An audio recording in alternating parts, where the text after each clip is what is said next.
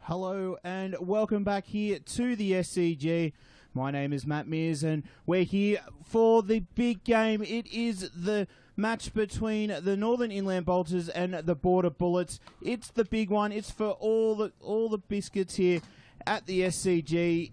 The winners of both the Sixers and Thunder Conference finals. They're here and they're ready to play. We'll be at the action shortly with the match due to kick off at 6:30.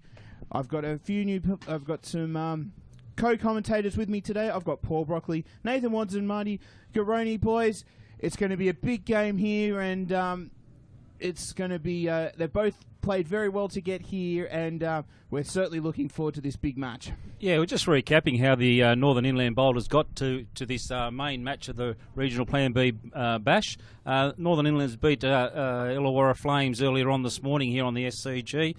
They got in over the line there with some good efforts from their batting from Andrew Jones for 41, and who was not out 41, and Benny Middlebrook, who brought them home not out 37. And then they bowled well and contained the Illawarra side, who couldn't get home by 6 runs. And their best bowler was again Brendan Reynolds. Sorry, he took 3 wickets, which was an excellent start. And they're going to come up against the Border Bullets. Nathan, have you got a bit of a rap on the Border Bullets? Yeah, absolutely. The Border Bullets played the Arana Outlaws in the Thunder Regional Conference final, just starting at 2 o'clock this afternoon. It was a fantastic match. The Arana Outlaws batted first and got 7 for 115. We did think that at the time it was probably a little bit short of what they required, and it did end up that way with the Border Bullets just getting home with 9 balls to spare and 3 wickets in the shed still. So they got 7 for 117, chasing the 115 total that was required. For the Bullets, they bowled really well and fielded really well, I thought. They were the 2 opening bowlers, White and Janich, first up, were absolutely outstanding and really economical. And then the spinners came on and did an excellent job. The spinner was really key in the middle overs there. Zach Simmons took 2 for 20 or 4 overs, but he really turned the game on its head kind of at the end of the power play overs. So he was excellent. With the bat, the Border Bullets kind of did stutter a little bit. They were cruising okay they were 1 for 44 at the time, and then they lost a fair few wickets in the middle, and so they kind of stuttered a little bit. But I think David Farrell got 32 off 33 balls and got them almost home, which he batted quite well with the keeper Saruman. It sets up an interesting final here, and again, looking at the wicket, it's straight out a little bit from this morning. It's still a tinge of green to it, but the spinners have played quite a big part today. They've bowled really economically in both games, and I reckon we're in for a big contest. I certainly would agree with you there. I think the spinners will probably even come back into even more play. The pitch will get slower and lower as the match goes on, and certainly a lot of these guys wouldn't have played under lights before as well, so that would be another factor to bring into this big game. We've had that's right, Matty, and we've had the toss, and by the Border Bullets have won the toss here for the big game and are electing to bat first. So, who do you think? Who's your tip, Nathan?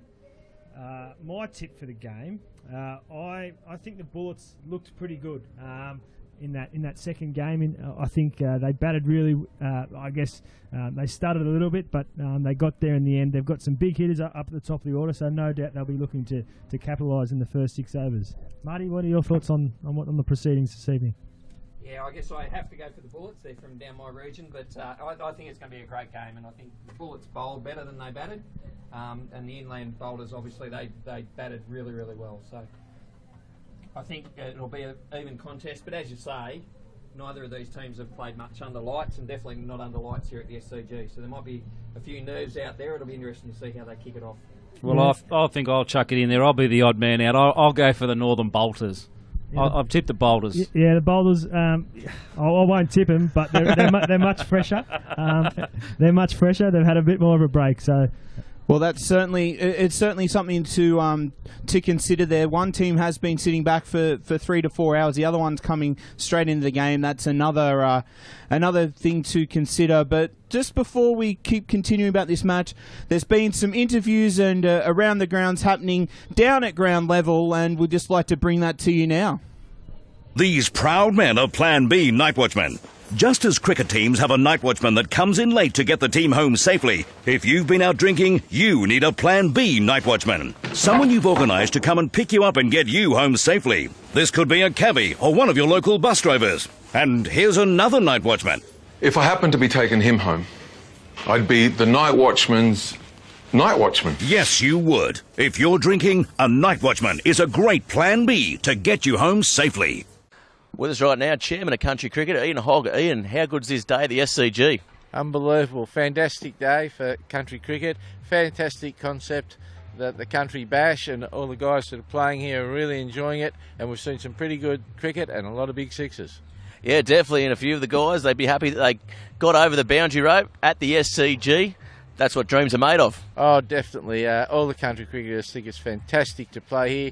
The ground is in immaculate condition, and the facility's excellent. Yeah, we really like our day at the SCG. It gives somebody, all the guys in country cricket, something to aim for. Yeah, definitely, and New South Wales, Cricket New South Wales supporting grassroots cricket. This is a good pathway, and it could be a stepping stone into some big bash stuff for some of these players. I think so. A couple of years and a bit more finesse in our side of 2020 cricket. I'm sure we've got players that could at least get rookie contracts. We saw a guy today get 90 here with a few sixes, a very good batsman. He's only about 22 years old. Tyler Edwards of Illawarra. I think there is a future there, and of course Cricket New South Wales support it as they do all the country programs, and we're very fortunate to have them do that. Very much. Thanks for your time, Ian. All the best for the rest of the day. Who do you like in the final? Well, I haven't seen the Bullets yet, but and I think they're probably in a pretty good position to win this. But Northern Inland were a pretty good side in that first game, and they've got some experienced players. But we'll see what the Riverina boys, the Albury guys, come up with next. Well, you go enjoy the rest of the day, mate. Thank you. Thanks. Well, Ivan, the Plan B Regional Bash, it's here at the SCG. Is this what you hoped for when you had your big dream? Yeah, absolutely. When we put this all together, we really wanted to see how we can get as many country cricketers on the SCG, and we've done that with the Plan B Regional Bash, and it's just been a magnificent day to have players from Arana, from Border, Albury Wodonga, to have them from Tamworth and from Illawarra. It's just been fantastic, and the day's been a picture-perfect day, and the coverage has been fantastic, but most importantly, the fans and the players have been loving it. Yeah, definitely. Speaking to the fans and the players, are enjoying being in the big smoke, so they call it. You've turned on the weather. Were you stressing it all during the week? Oh, look, you always have a glimpse at the weather forecast. That's no doubt about it. But we always knew it was going to be a good time of the year to have this event, and so it's proved. But most importantly, when they're travelling such a long way, like a lot of the teams travelled from yesterday, stayed overnight in Goulburn and other places to get here, you want to make sure it's a good day, and thankfully it's been that way. Of course, the big final coming up. Who do you expect to take that one out? Well, it's interesting. So Northern Inland Bolters are in, of course. They won the Sixers Conference, so it's going to be really interesting to see how they go. They're a very, very good side and held off the fast-finishing Illawarra. I actually thought the Outlaws are a big chance, but the Border Bullets done a magnificent job keeping them to the 109 or thereabouts. So it's going to be a very close game. I'd like to think that whoever wins this game is probably the slight favourites. Yes, definitely. So what next for regional cricket in New South Wales, I guess? Yeah, look, there's a lot of stuff happening in regional New South Wales in cricket always. For the Plan B Regional Bash, we'll reassess how this one went and tweak a few of the things that we want to do. But ultimately, we want it back. We want it bigger and better. And that's certainly been the initial feedback so far. So, look out for the Plan B Regional Bash next year. And you never know, it might even web stream more and more games, because that's been a great success today, thanks to the Bar TV boys. Yeah, thanks very much, Ivan, and it's a great job you've done here for regional New South Wales cricket and supporting grassroots sport. Yeah, thanks, Gareth. See you soon. With us right now, captain of the Bolters, Tom Groth. Tom, how are you going into the final of the the regional bash? Sorry, how good's that? Yeah, look, it's great. We got the win in the first game in a pretty close game. So yeah, look, really happy to be here. Early on, the wicket was pretty green. It seems to have dried up a little bit. How's that going to affect your plans coming into the final? We won't change too much. Yeah, we won't change too much. We'll just do what's been working throughout the whole tournament and see if that's good enough to get us over the line. Yeah, very good. You set quite a big score in the first game. Is that something you obviously want to emulate this game? The second game was a low-scoring game. Where do you see your strengths and weaknesses? Yeah, look, obviously it'd be great to set a nice total. Be great to bat like we did in the first game and build some pressure. But yeah, we'll see what happens. Yeah, very good. Lastly, do you think it's a bowler's or a batter's wicket coming into the final? Pink ball, it's what we love. Right, it's good cricket wicket. So either way, the best team will win. So. Very good. All the best for the final. All right, good on you. Cheers.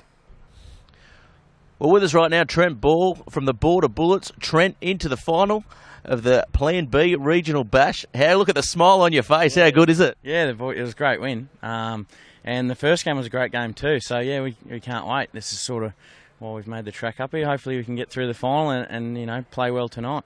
Yeah, well, we asked Tom earlier on how the wicket had, I guess, held up during the day. It was green to start on. A little bit dusty now. How's that going to affect the game? Yeah, I think it does a bit early with the new ball, obviously, and then it flattens out a bit. So, I think it's been pretty even throughout the 2 games so far. So, see how we go. Well, they haven't seen the pink ball down on the border. How's that affecting the bowlers, mate? Yeah, we had a couple. And we got one bloke who's colourblind, so it hasn't helped in much at all, apparently. But yeah, I'll just swing mate at the start and see how we go. Yeah, very good. The total in that first game for you guys wasn't the biggest one. Do you think you guys can put more or chase it down? Yeah, we're capable of it. We made 190 in the last game, so yeah, I think if we can win the toss and hopefully bat first and put the guys under pressure, I think might be worth another 15-20 tonight. So yeah, well, it's an exciting game. It's an exciting format. You're at the SCG.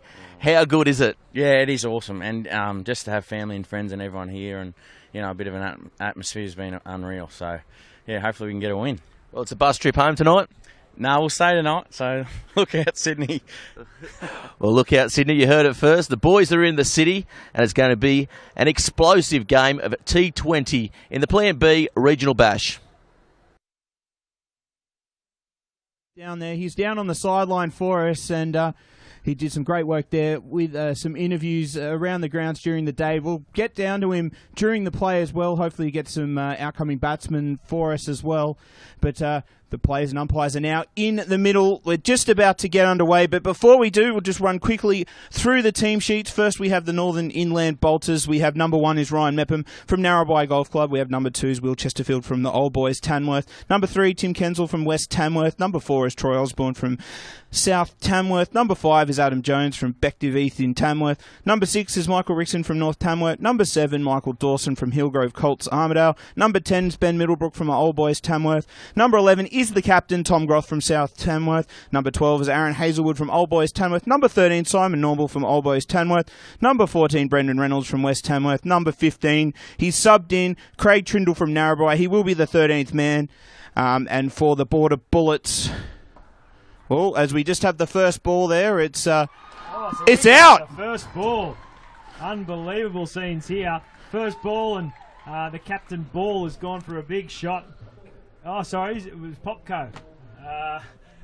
It's all happening here. First ball. It's all happening. We're reading the team sheets, and we've had the first wicket here. He's just popped it up. We'll get a replay on the screen shortly, but it's just popped up there. It's just a pretty much a loosener there, and he's just tried to play it around the corner and pops it up there, and the first wicket, a dream start here for the Bolters, and the batsman, he's walking off slowly. I don't think he was too happy with himself on that shot. Yeah, Tim Kensel opening the bowling for the Bolters here, and an absolutely dream start, as you said.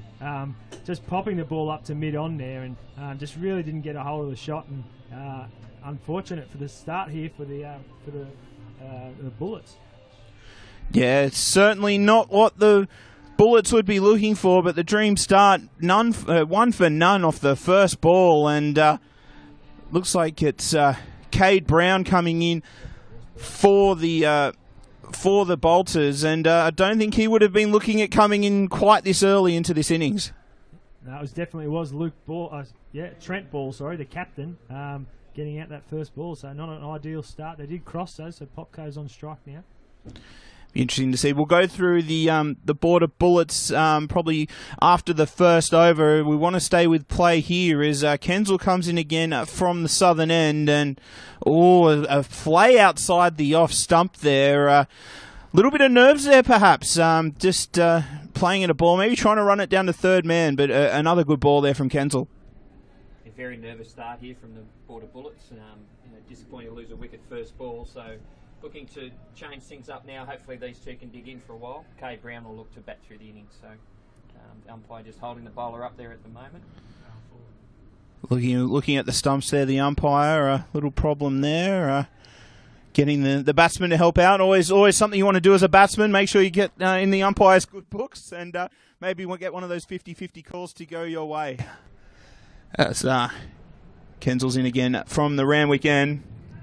Ooh, another swing outside off stump. Nice little bit of movement away there from Kensel, but again, yet through to the keeper for no run. And the lights are just coming on now here at the SCG as well. Very exciting for the inaugural Plan B Big Regional Bash final here.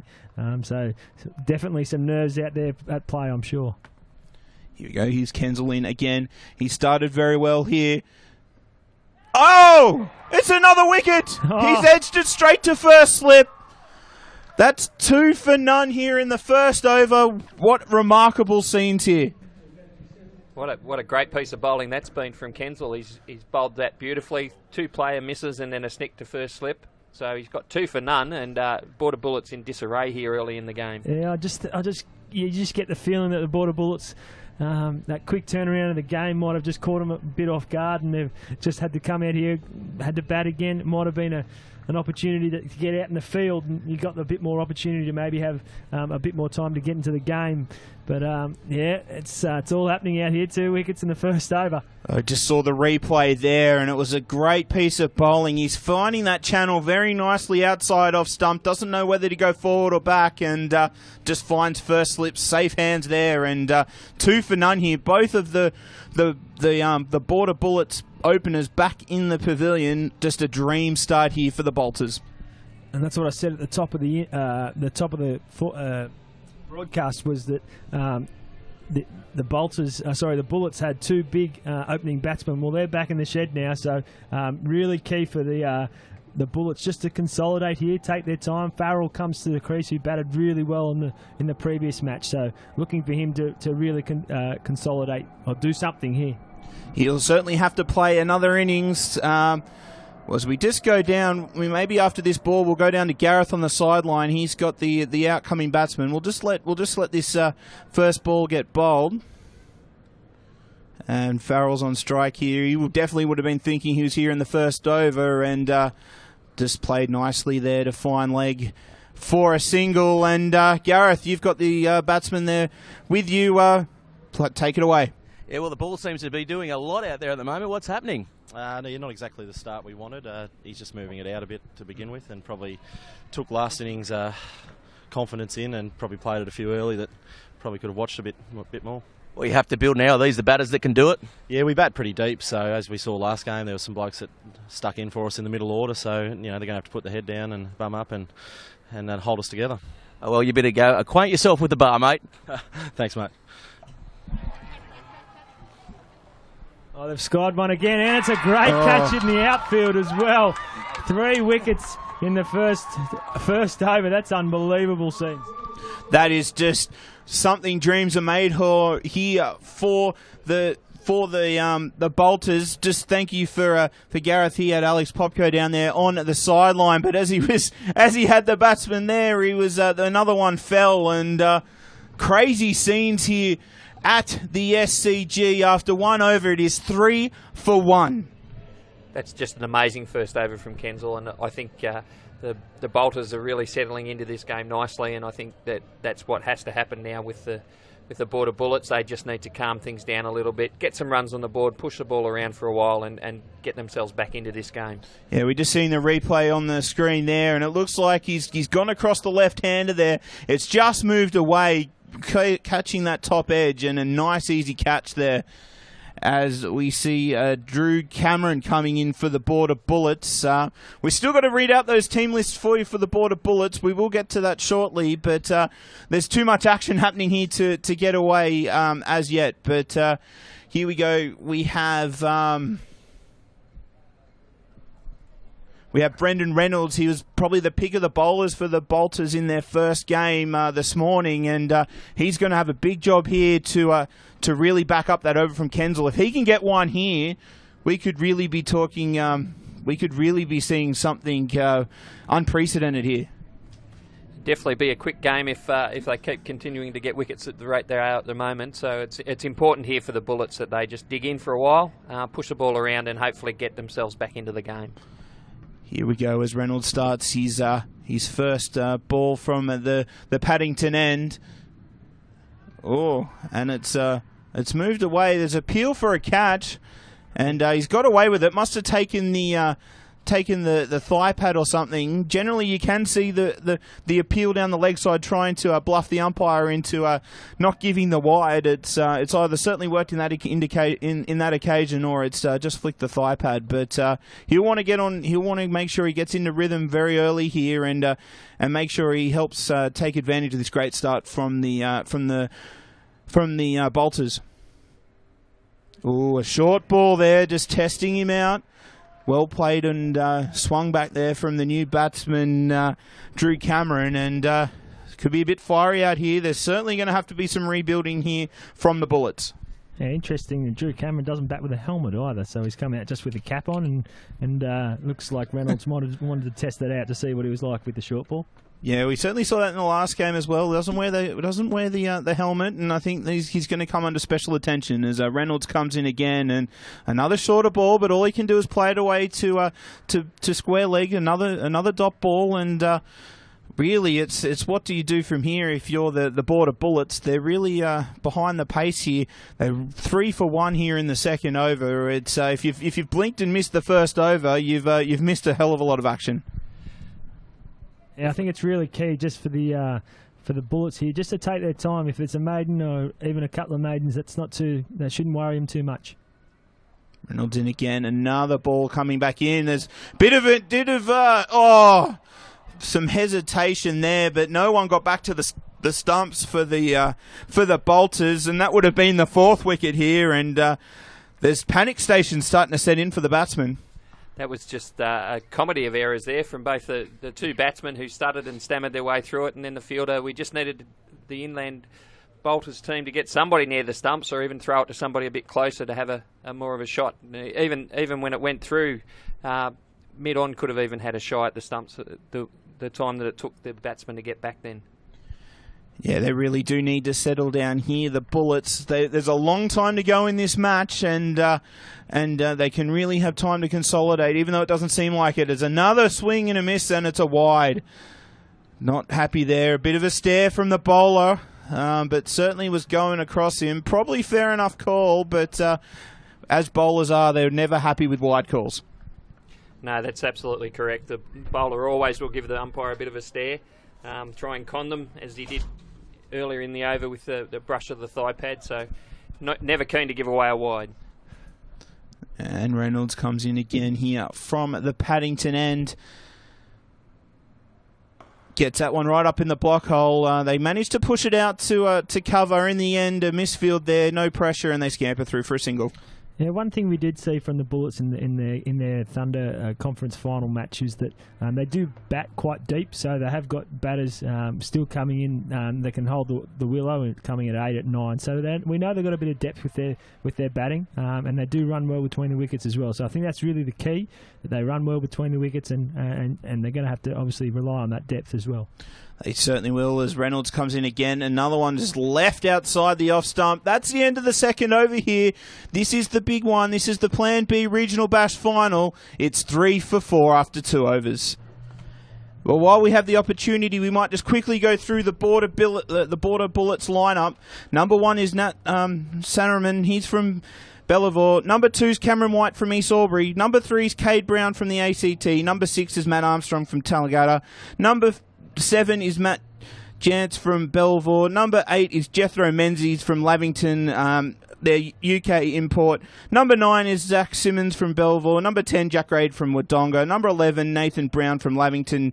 12 is Drew Mitchell from Bellevue. 13, David Farrell from North Albury. 14, Trent Ball, the keeper from Talladega. And 15 is Alex Popo from Albury. And again, they've done it to me again. I think the Bullets will be after me, certainly with a bullet after if I stop reading team sheets and keep getting them wickets. And it's the 4th wicket to fall here. It's 4 for 4.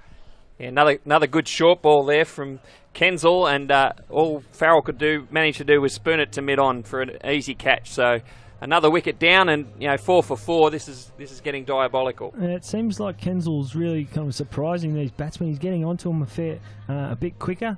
well, 3 of the 4 wickets, the batters have tried to hook or pull him and just haven't been able to get it, and it's got onto him a bit quick and they've skied the ball. So Kensal doing an excellent job here. 1.1 overs, 4 for 1. Unbelievable stuff. It's certainly unbelievable. We're talking about a history-making day here at the SCG. It just keeps getting even more history-making with this start here. That's right, the Border Bullets are 4 for 4 here at the SCG. It's only 2.1 overs old, and Kensal 4 for 1. A dream start by him. Absolutely, and in bowling really, really well. So just trying to work out who the new batsman coming in is. Armstrong. He got a duck in the first game, I think, or one. So he's going to need to spend some time out in the middle, and these two really do need to do a rebuilding job here now. They certainly do. A lot will rest on Armstrong and Drew Cameron here. They'll certainly need to be seeing their way through. We'll just have this ball. We'll go back down to Gareth, who has the outcoming batsman with him, and another good ball there from Kensal. Just played down to third man for a single. And Gareth, we'll throw down to you now. Yeah, well, what is it out there? Is it the shot? Is it the dart coming? What is it? Oh, I couldn't tell you at the moment. He's just getting a bit more pace on you than what you think, and it's just hitting high on the bat. A lot of blokes have been hit high on the bat, so that's probably what it is. Yeah, very good. Well, the bowler's warming up yet, or what? Probably. They're going to have to. They'll probably be chasing about 20 at this point in time, so we need a miracle from here, I think. Well, let's hope not. Who in the side can, dig in and get you home? Well, we do bat pretty low. That's probably one of the biggest things I think we've got in this side. Like, number 9 and 10 usually bat 3 or 4 back home. So anything can still happen from here, but we need to bat very well from here. Thanks for your time. All the best for the rest of the match. Thank you. Thanks for that, Gareth. Here comes Kensal again, and another good ball there. Right on the money, right on off stump, and that's another dot ball just played out to the covers. 4 for 5 here in the third over, guys, and really it's what can you do from here to rebuild. There's a lot of work to be done by the Border Bullets. Yeah, absolutely. I think the most important thing now is that they can't afford to lose any more wickets, so they really do need to dig in for a while. And Kensal keeps bowling this way. They're better just to see him off from here and try and score off the bowlers from the other end, and then see if they can get into the bowlers that come on first change for a few more runs. Yeah, we certainly saw some good tactics from Captain Tom Groth in the first game here. I would dare to say that in this sort of form, they'll keep him going and bowling his 4 overs through. If they can see him off, there'll certainly be opportunities elsewhere. But he comes in again, and again he's on the stumps, and it can only be played down to mid-off for a single. And at the end of 3 overs, you're not seeing things. It's 4 for 6. Yeah, I think that was a big wicket in that last over of David Farrell. He was the one that scored a few runs in their last game and got 30 odd to really get their run chase kind of close to where it needed to be. But so it was a big loss, and a lot of responsibility on these two batsmen, Cameron and Armstrong, now to try and weave their way to 20, 30. You kind of need to just take this scenario. You just take kind of ball by ball. Little bit by little bit, you get 10 runs, you get to 20, you get to 30, you just kind of chunk it out into little blocks, and hopefully they can kind of wiggle their way up to a score that they can possibly bowl at. Here Reynolds coming in for his second over from the Paddington end, and another good ball there. They're really finding their line here now, both of the Bolters bowlers, and he's just been able to have to play that out to cover for no run. It really is, what can Reynolds do here now? He's in almost a supporting role to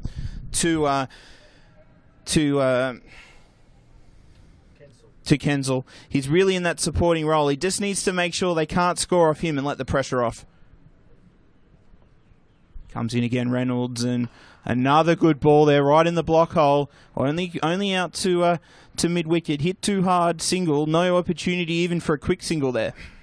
Yeah, no, he's bowling very well and supporting Kensal extremely well here. And I think the thing here is that these two batsmen obviously do have to dig in, and that gives the opportunity for the bowlers to be probably a little bit more attacking than normally would be in a T20 game. So, if they can sort of push hard here and try and get another wicket shortly, that really puts them well and truly on the road to victory. Here comes Reynolds again. coming in, and another ball there, but it just played a bit more softly and a bit more into the gap. They managed to get through for a single. That takes the score to 4 for 7, and that really seems to be the order of the day. Low-key, low-risk batting, and just trying to tick that scoreboard over. Yeah, good running there. That's really what's required. Just push it into the gap and take off for the single. That's good cricket. It's really kind of a difficult time to be batting as well. The kind of shadows are really coming across the ground now and kind of halfway across the pitch or 3/4 away across the pitch, and the bowler's kind of coming out of the sunlight into the kind of the shadows. So it's not easy batting at the moment. Certainly is not, as Reynolds comes in and just tucked away around the corner. There's no one out in this really expansive towards the western side, towards the members and ladies stands, as both batsmen all almost run into each other, trying to scamper through there, and they'll pick up 3. They'll take the score to 4 for 10, but really I think you're coming back to saying batting in these conditions generally probably for most of these guys will be the first time playing under lights, so very foreign conditions for them. Yeah, I think that was a good cricket shot there. He just really kind of didn't try and hit it too hard and timed it well, so just more of that required. There it goes, and well fielded there at point. He's got it up again in the block hole, but just manages to squeeze it out. Do feel if it went past the man there at point, it would have gone for runs, for more runs than just the single. So some good fielding here to back up the bowlers as well. It is a team effort out here, but it will be really interesting to see what's going to happen for the other end. I think Reynolds here just needs to support if he can get a dot ball here and just get the ball back to his partner as he comes in again. And just let go right outside off stump. Got a no ball. No ball. So free hit. Looks like it got a free hit, a chance to actually launch, and who knows, this could actually get the Bullets underway. You never know. So little things like this can change the game quite quickly. Yeah, they certainly can. Just something to break the shackles here could really make the innings sort of slingshot from there. But it's going to take some good bowling here from Reynolds. We haven't seen too many big shots off the free hit so far, as he comes in again, and it's just sat up there. Good shot. Great shot there. Beats the man at short fine leg, and that's the first boundary of the innings, much needed for the Border Bullets. And at the end of 4 overs, that's 4 for 16. Just quickly, just want to let you know that live scores and full scorecards are available at regionalbash.com.au, or if you'd like to see the full batting wagon wheels and everything else that MyCricket has to offer, search for the Plan B Regional Bash on the free MyCricket app. It's available on the App Store and Google Play. Yeah, big over there, 10 off that over, so that could really kickstart this Bullets innings. Obviously, they would be hoping for that, so some good stuff there, and it's important to keep it ticking over here. Well, that's the thing too, Nathan, is that there's still plenty of overs left. They've still got 16 overs to go, so these two have got plenty of time to build a bit of a score, to set a bit of a launching pad, and hopefully be able to have a bit of a crack in the last sort of 4 or 5 overs. So it's important that they stick with it now. Certainly, as we see Kensal continuing from the Ram weekend. Not that you can kind of see it on your screens now. He's really in an interesting position here, that sort of his lower half is in the shadow, but just his head's in that sun, so it's going to make it very difficult to see what's coming out from Kensal. He's definitely bowling well here, and it's a good shot there. He plays it off the back foot, but can only find cover, no run. Yeah, he's playing some good cricket shots as well here, Cameron. So he's just got to be patient. And yeah, as you said, Marty, just knock it around. And we know that it's not going to be easy batting last and chasing runs, and especially under lights. So important just to keep ticking over and get a score on the board. Here comes him again, and it's a big slash outside off stump. Another case there for a wide, but let go probably just inside the line there. Yeah, Kensal's just really pushing the boundary there outside the off stump at the moment. He's bowling with a bit of width. He's got plenty of cover there on the offside, so he's bowling really well to his field again, and it was unlucky probably not to get another nick there. Yeah, no, Captain Tom Groth, he's really shown some good wherefore in his field placements today in both games. Another appeal there, but well wide of the bat there from Kensal. They certainly, I think they'll be going up for everything, trying to really put the foot on the throat here and try and keep going with the advantage that they have. Kensal coming in again now, and he's bowling. Well, that's a good delivery there. Just blocked out another ball on off stump. 5 dots here for the over. Kensal bowling one of those spells that will really put his team in a good position. He's got 4 for 3 with 1 ball left in his third over, and it's one of those spells that you really will remember for a long time. Here he comes again with his final ball of his over. Good shot, great shot. He's dropped it short there, and that's a good shot from Cameron. Just helped it on its way over for 4 behind square leg. Yeah, just drops it short for his last ball, the over there, and that's 4 runs off it. After 5 overs here at the SCG, this is the Plan B Regional Bash Final. It's 4 for 20.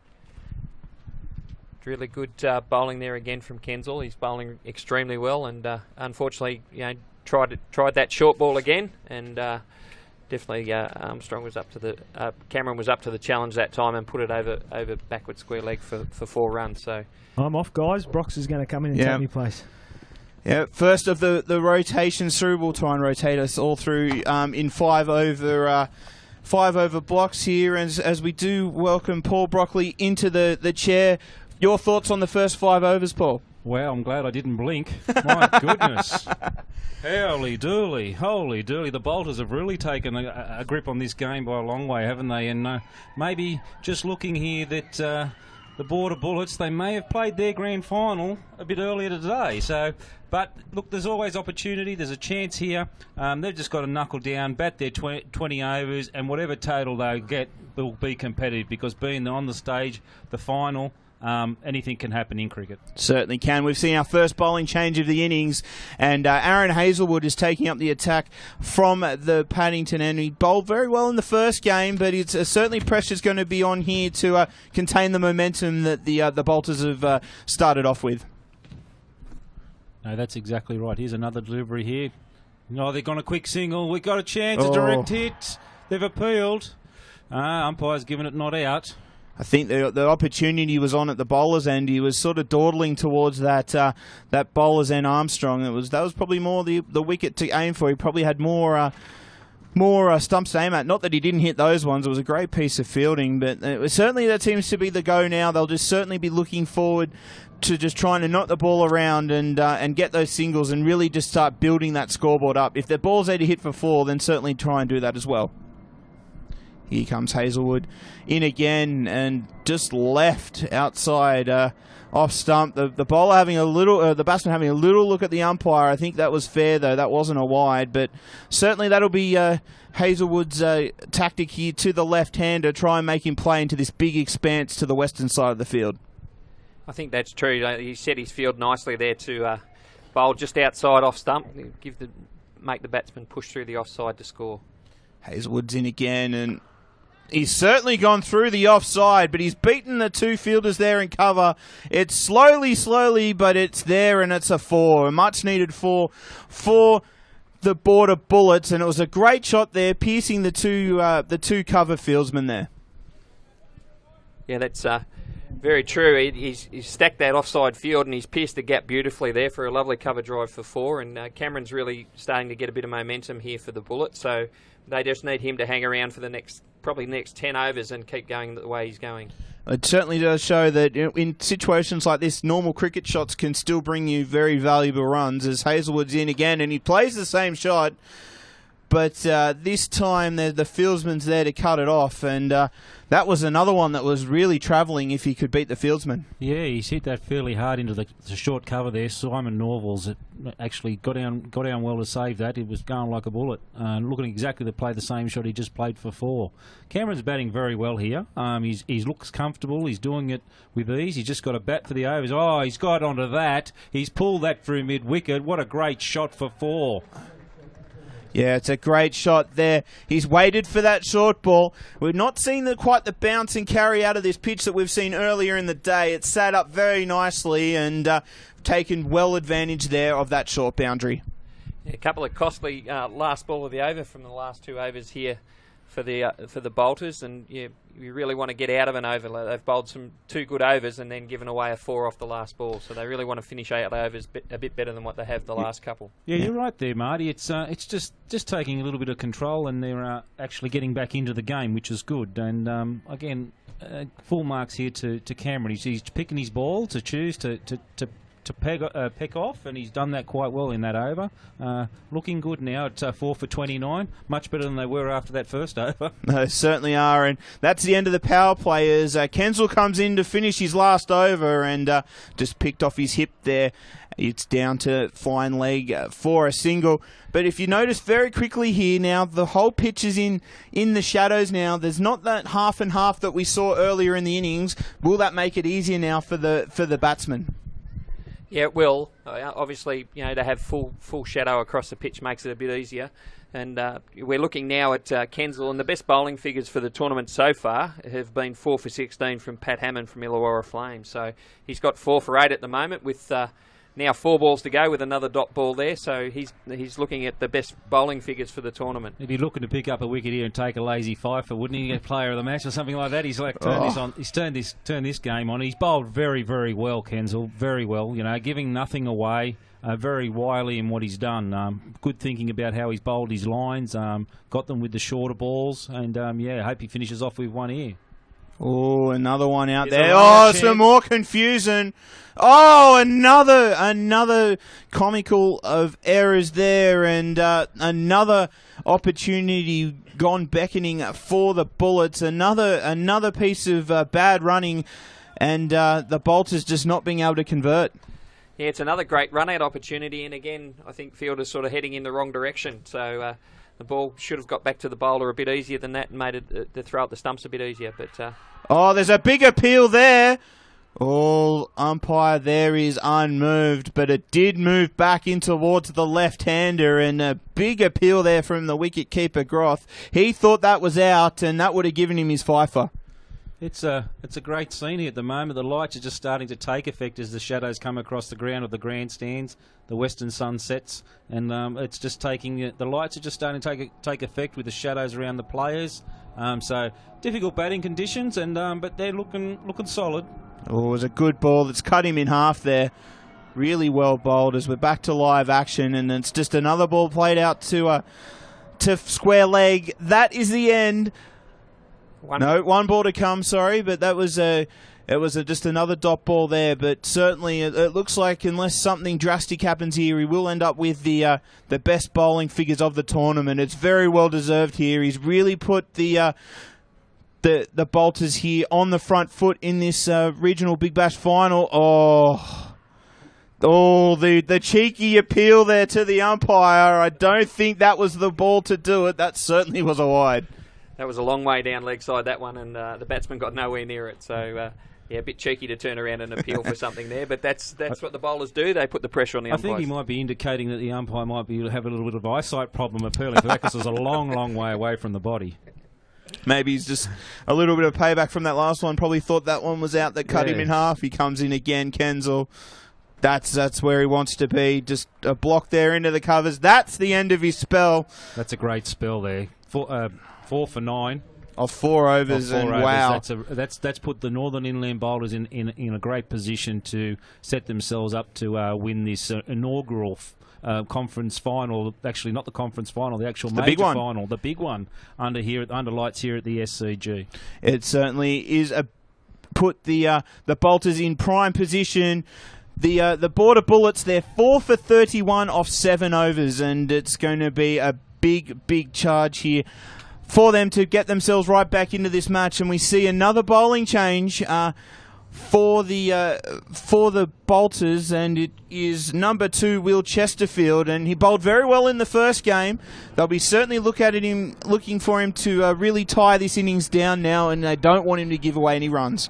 He bowled beautifully earlier today, and they'll be looking for a similar 4-over spell from him here now to really keep things tight. They've set a high standard, and now they're wanting to finish that off here with the spin coming on now.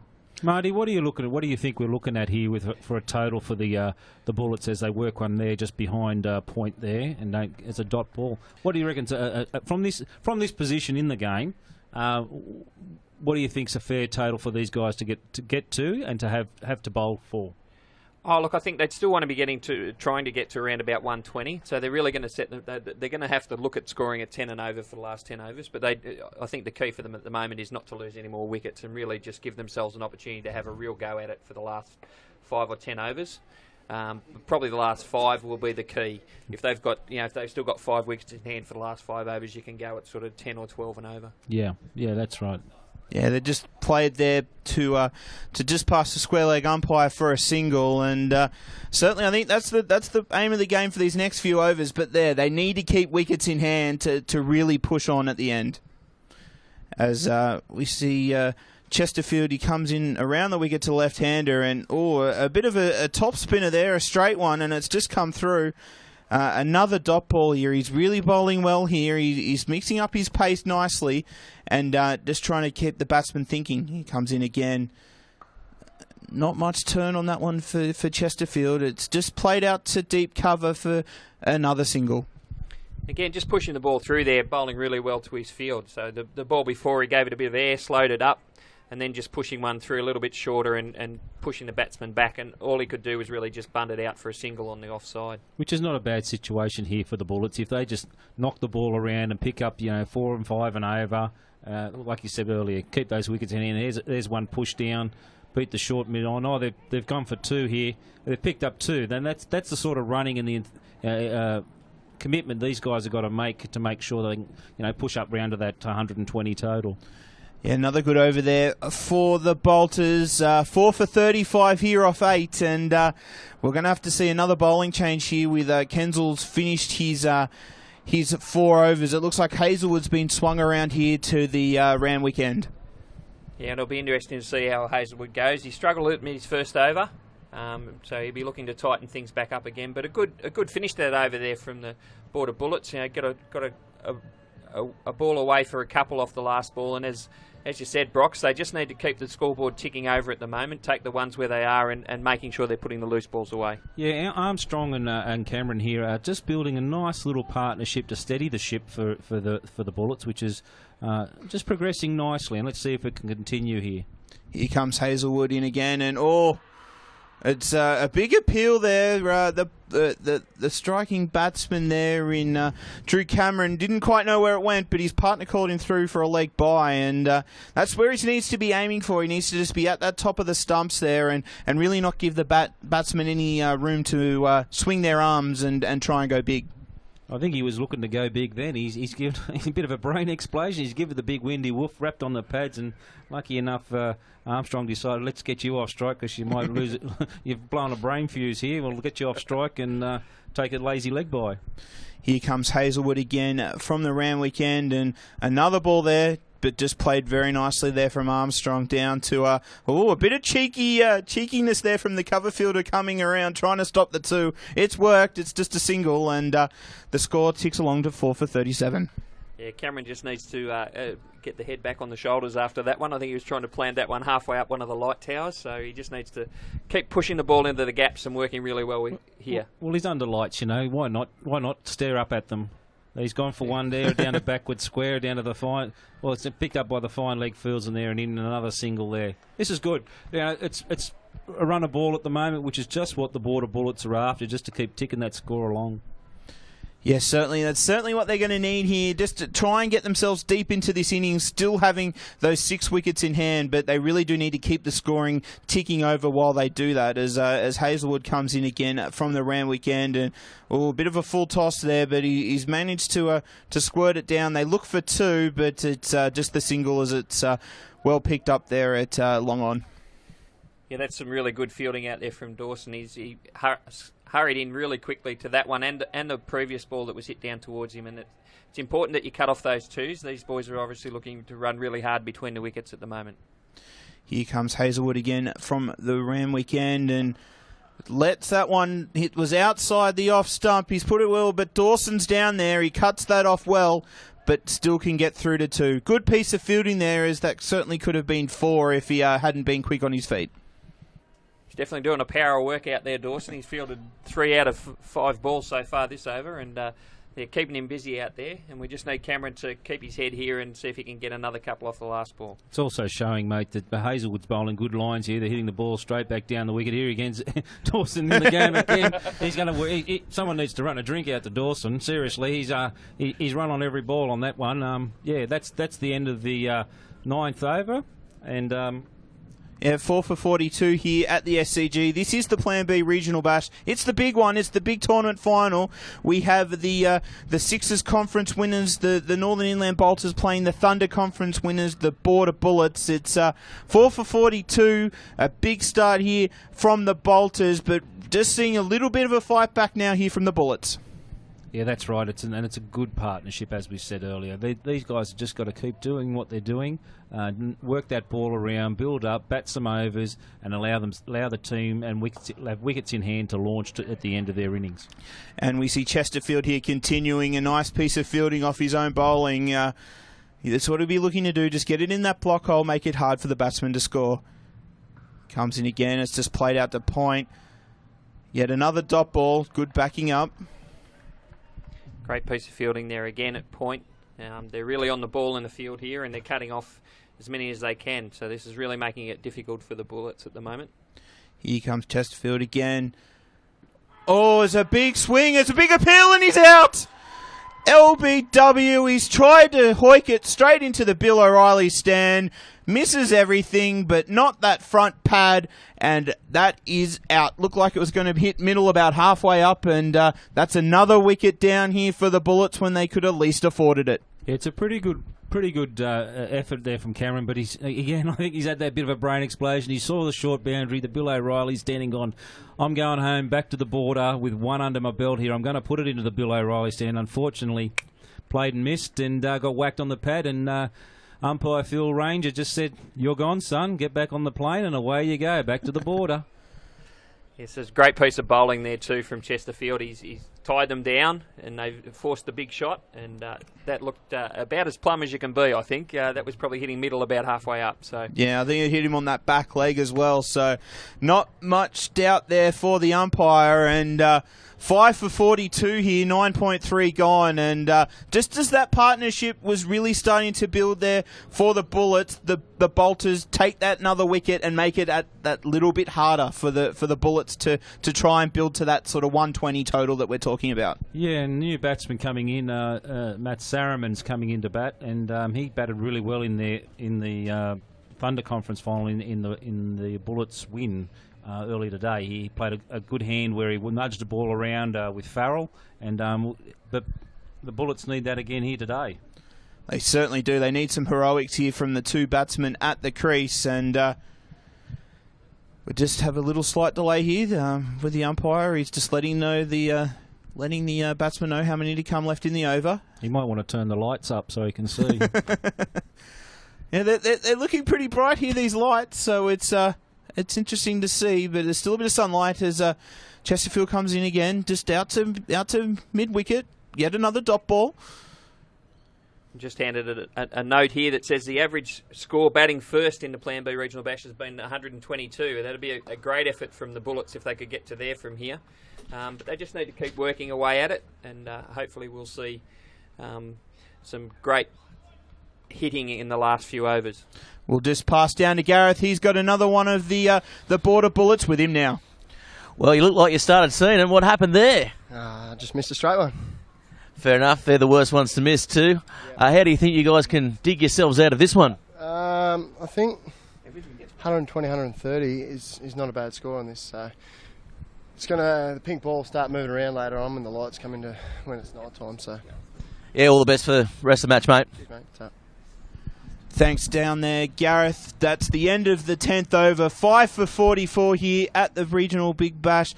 I'm going to take a break, boys. Nathan Watts, he's going to come back into the commentary box to take you guys through the next 5 overs. And really, as we see another bowling change here, it's going to be very interesting to see what the Bullets can produce from these next 5 overs. Yeah, no, it's interesting. They've just got themselves in another bit of bother, I think, with losing that wicket. They don't needed a wicket. Cameron was batting so well for the Bullets there. He just was always after the big shot, Marty, and just couldn't do it for him, you know. And he didn't need to do it. He just needed to continue on what he was doing, pushing the ball around, and you can't afford now. It's a big ask of Armstrong and Sarriman to bring this home for the Bullets. Absolutely. I mean, he just needed, he got himself to 21, and if he could have done that in the next 5 overs and sort of got himself to 40 odd, that would have set him up nicely to have a real dash at the end. So he didn't need to do that, as you said. He just needed to punt that one down to mid off and get a single. Yeah, Ryan Meppen is the new bowler from the Randwick end, off spinner. So he's come in, and it's just really important here, just seeing the last 5 overs for the batsmen just to be busy, I think, and make sure they're knocking it around. Some good running there. They've hit it out to deep point and taken 2. So it's just important to continue to try and consolidate and not go for the two bigger shots, and just continue to consolidate and maybe pick up the boundary every now and then. Yeah, these two batsmen have got to bring it deep now into their innings, into about the 15th, 16th over. For the Border Bullets, to give them any chance of a decent total to defend. I think it's important too, as you say, they keep working it around. He's probably a little bit stuck on trying to hit that one through the offside. There's big gaps on the leg side. He just really needs to get bat on ball. It's a good shot, just works it round the corner here. Going to run hard, but it's not going to quite make the boundary, and they get 2. Some good running there as well. But yeah, that's important, just to keep nicking and nudging, and if it's a bad ball, try and put it away as well. Yeah, Meppen's just got to get his line here right. I think if that one's a little bit down the leg and worked around to backward square, fine leggish. He just needs to get on a line here and get the bolters back on track here. Meppen bowls and cut away nicely down to deep point. They should run hard, and yeah, they'll get back for 2. It's a long boundary out there, big throw, good running. Yeah, that's really important for the Border Bullets, just to run hard. It's great running there, and the fielder's done everything he could to try and cut it off, and to end up with 2 off that, that's really good. Armstrong's, I think, maybe just feeling the pinch a little bit. He's been running hard since he's been out there, and he's just taking his time here before he faces up again to Meppen. Meppen in again. And again, cutting well is Armstrong. That's a really good shot, racing away across this nice boundary. They're looking to turn back for 3, and they should get it comfortably. A long throw down there. That's a good shot. Not just waited on the ball. Oh, he's fallen over at the non-strikers there. The sniper's out again. The sniper's come out again. The big fella's down at the bowler's end. That was well worked behind square there, behind backward square. Well, actually, it was behind point, wasn't it?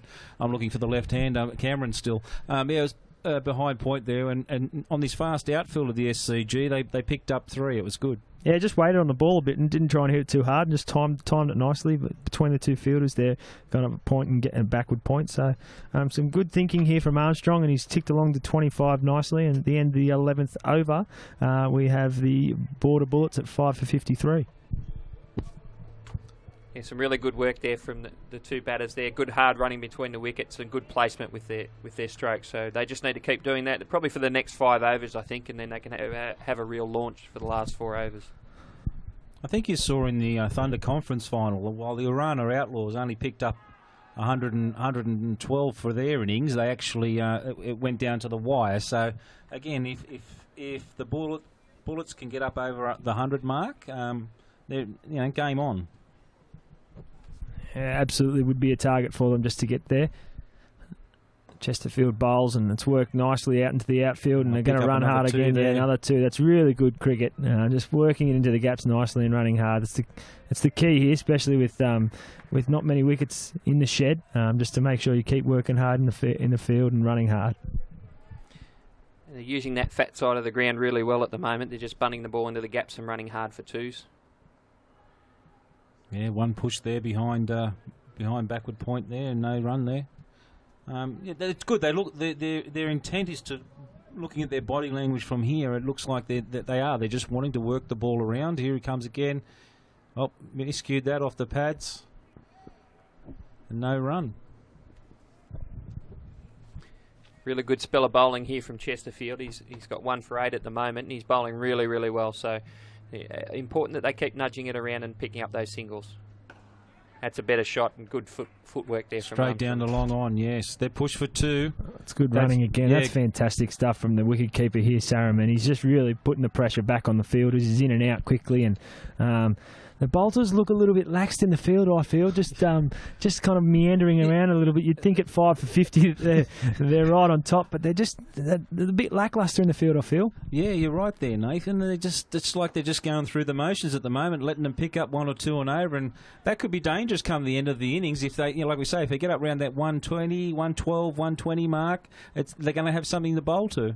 Absolutely. If they keep going at kind of 5 or 6 and over for the next kind of 2 or 3 overs, and then can really launch in the last 5 overs and get up to kind of 100 and 120, there's, they're a decent bowling side, as we saw in their final, and they bowled well, and they're a really good fielding side as well, the Bullets. So really key for the bolters to actually try and tighten the screws here, get another couple of wickets, and really drive this advantage home.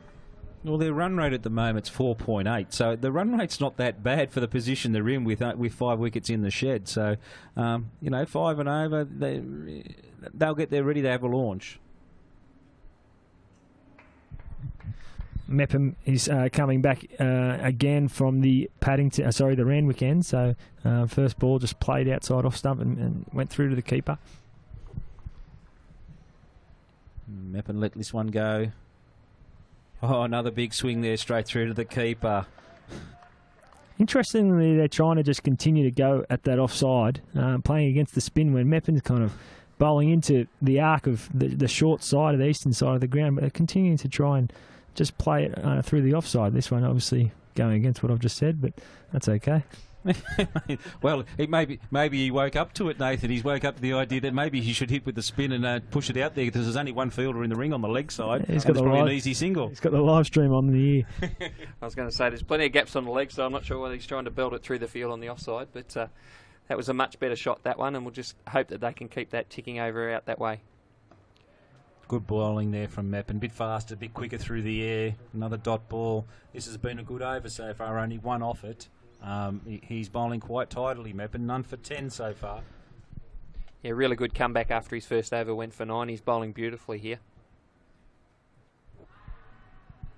Slipped that one down the leg side, and they've gone for the appeal again, and unfortunately umpire has called it a wide. No doubtedly, as soon as it goes down that leg side, Mr. Dilly's gone, that's wide, son, bowl it again. Good bit of glove work by Groth, though, just taking it down the leg side and quickly whipping the bails off just to make sure the batsman's honest. And like all good wicket keeper, there's a wicket caught behind. He's tried to just run it down past the kind of backward point man on the ring, and he's just got it out. Yeah, it's a big wicket. He's been running hard, as you've been able to see, and he's just tried to be a bit cute with that one, I feel, and just got a feather to the keeper. It's well kept as well. It was well taken by Groth. That's just showing how good his hands were from an experienced player that he is. He took that down the leg side, done like a cheeky wicket keeper and appealed for the wide, and then on the wide ball they've gone here you go, and taken a wicket with a great pair of hands there, taking the feather off the edge. Yeah, lovely catch that there from Groth, and it really has put another nail in the coffin at the moment. They need to dig in, and probably just don't need to be playing shots like that at the moment, Brox. They probably just need to continue as they had been for the last sort of 2 or 3 overs, and I think they try to get a little bit cute, and every time they do that, they lose a wicket. But you're exactly right, Marty. They've just started to set themselves up, and then they lose a wicket. They set themselves up, they lose a wicket, and they just get a little bit too cute. Like they feel comfortable, and they should be just allowing it to nudge that ball around, and again aim for that target. They need 40 runs, I reckon. 100 runs here, and they'll be in the game. But I don't know if they're even going to get to that at the moment. New batsman, the new batsman in is Jack Craig, number 10. So he's from the Wodonga club. So we'll see how he goes. I don't know if he did much in the game prior to this. So we'll see what he's got. A right-handed batsman. So he's a young player from Wodonga, and talking to the guys that down at the border, he's quite a handy cricketer for a young fella. So hopefully he can give us something here with his bat. His father was one of the great cricketers down in the Albury-Wodonga region, Bobby Craig, and a good AFL footballer too. So young Jack's, it's good batted very well in the second game that they played against Wagga. So hopefully he'll be able to get them a few runs, and he hits the ball very hard once he gets in. Very good. At the end of the 13th over, the Border Bullets are 6 for 61. looks like Chesterfield's going to continue as well. Yeah, he's bowled quite well. His figures are 1 for 11, so he's looking very strong, Chesterfield. Again, here we go again. Spin's taken a bit of a hold in the game, which we found interesting today with such a green tinge to the wicket. And we'll just look like we've got Gareth down there for another interview. Let's pass on down to the big G. It's very much guys up there with us now. Nat Sarum. Nat, this is going to be a very tough match to come out and bowl in. Yeah, it is. But Matty Armstrong's doing a good job out there at the moment, so hopefully he can set a score, and with the pink ball late at night, hopefully we can get it talking a bit, get a few early scalps and that sort of stuff. Yeah, definitely. These two guys, do you think they can put on a few runs at the death? Yeah, they're both really good hitters and that sort of thing, so they should be able to punch a few out there. Hopefully we can just set a score. Anything over 100, I think we can give a good shakeout with our bowling lineup. Yeah, well, let's hope you do it. All the best for the rest of the match, mate. Cheers, thanks. Thanks, Gareth, and thank you to Nat Sarum for his time as well. No doubt we'll have a bit of work to do later this evening with the gloves, but back here, a couple of extra runs in this over, so there's just been 3 singles off the first 3 balls, and yeah, Armstrong's really the key, I feel, here. He's got to really make sure he bats deep into the innings and be able to get this total up to 100 and 120, you feel? Oh. Yeah, you're exactly right, Nathan. Armstrong's got to bat this out now, and it doesn't matter how he bats, he's just got to be there at the end.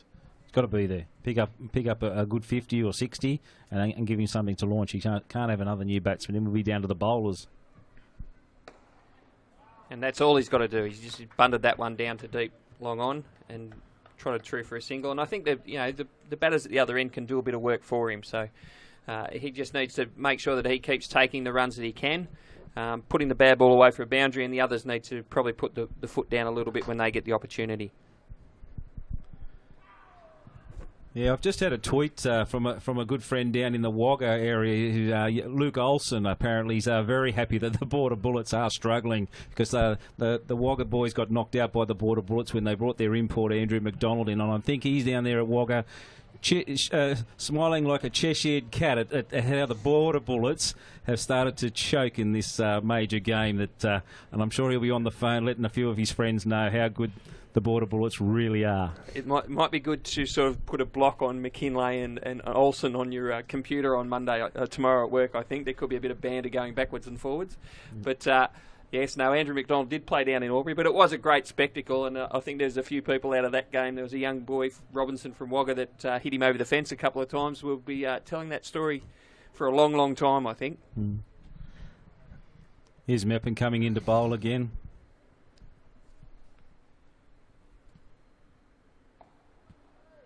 It's a good shot, really worked well, and they're going to run hard here and should get to. Yeah, it's good running. We've got Gareth with one of the Bolters players down there on the sideline. Yes, thanks guys. With us now, Will Chesterfield. Will, you're only 19 years old. How good has it been out there? Yeah, it's exciting. Blessed to be out here with a good bunch of blokes. So, yeah. Yeah, you just finished your spell. Good spell. Replacement fielder though. Yeah, no, it's good. They come out all right. So yeah, it was good. Lucky to get a wicket, so can't complain. Yeah, very good. You guys will be definitely chasing probably a low score. Do you think you can get out there amongst it? Yes. Yeah, hopefully we can keep them or a 120. Still another. I know there's a few overs left, so hopefully 120 max. So. Very good. All the best for the rest of the game, buddy. Thanks, brother. Tuck. Fantastic. Thanks, Gareth. Meppen just continues here. We've just had a single off the last ball. Yeah, the lights are really starting to take effect now here at the G. Fantastic, beautiful night spectacle now. Yeah, no, it's would be great if we had 45,000 here, but unfortunately we haven't got 45,000. Might have 4,500, but I don't know about 45,000, unfortunately. But yeah, Meppen coming into bowl again. I don't know what your maths is like, Paul, but there doesn't even look like there's 4,500 here, mate, to be honest. Just trying to make a spectacle here, Nathan. You know, start yelling and cheering. Someone's got to do it for the Bullets. Armstrong's going along well here, 36, as we said. You know, the 4.7 and over they're scoring at. They just need to bat deep now. This is the key partnership to make sure that they get a reasonable or something to bowl to. Yeah, it's good running. Good running again, and that's the end of 15 overs. And we are 6 for 70. Another change in the commentary box with Matt coming back in to replace Marty. Thanks. Yeah. Oh, just thanks for that, Nathan. Thanks for calling us back in, Paul. Yeah, no, it's a little bit of a discussion out there in the middle between the two Border Bullets batsmen, obviously thinking about what now. We're 6 for 70. You know, it's the 15 overs are gone. We've got 5 overs to go. What's their plans? You know, 30 balls to go. If they've got 30 singles, they get 100. So they'll be looking to push a single or bat on ball to bring this home for the next 5. If they can get, you know, a single in the odd boundary, they're going to push 110, 120. That's what they'll be. That's what their plans will be. But they can't lose any more wickets. Yeah, no doubt that'll be competitive as well. As we keep harping on about under lights, a lot of pressure in this final. So yeah, really key that they just kind of keep going here. We've got a change in the bowling as well. Jones has come into the attack, and they run hard here, and it's a nice little French cut down nice to inside edge down there to the boundary. I think they're going to take anything. Buys. Buys. That was a nice French cut. It's missed everything there, but we saw Jones in the first game. He really came on, and he got taken to a little bit.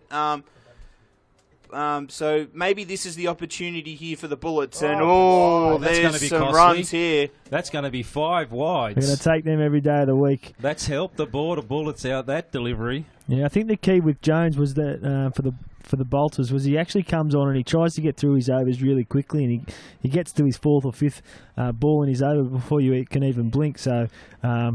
Well, 5 wides isn't going to help. At this stage, Nathan, it'd be really good if you could bowl them on the pitch.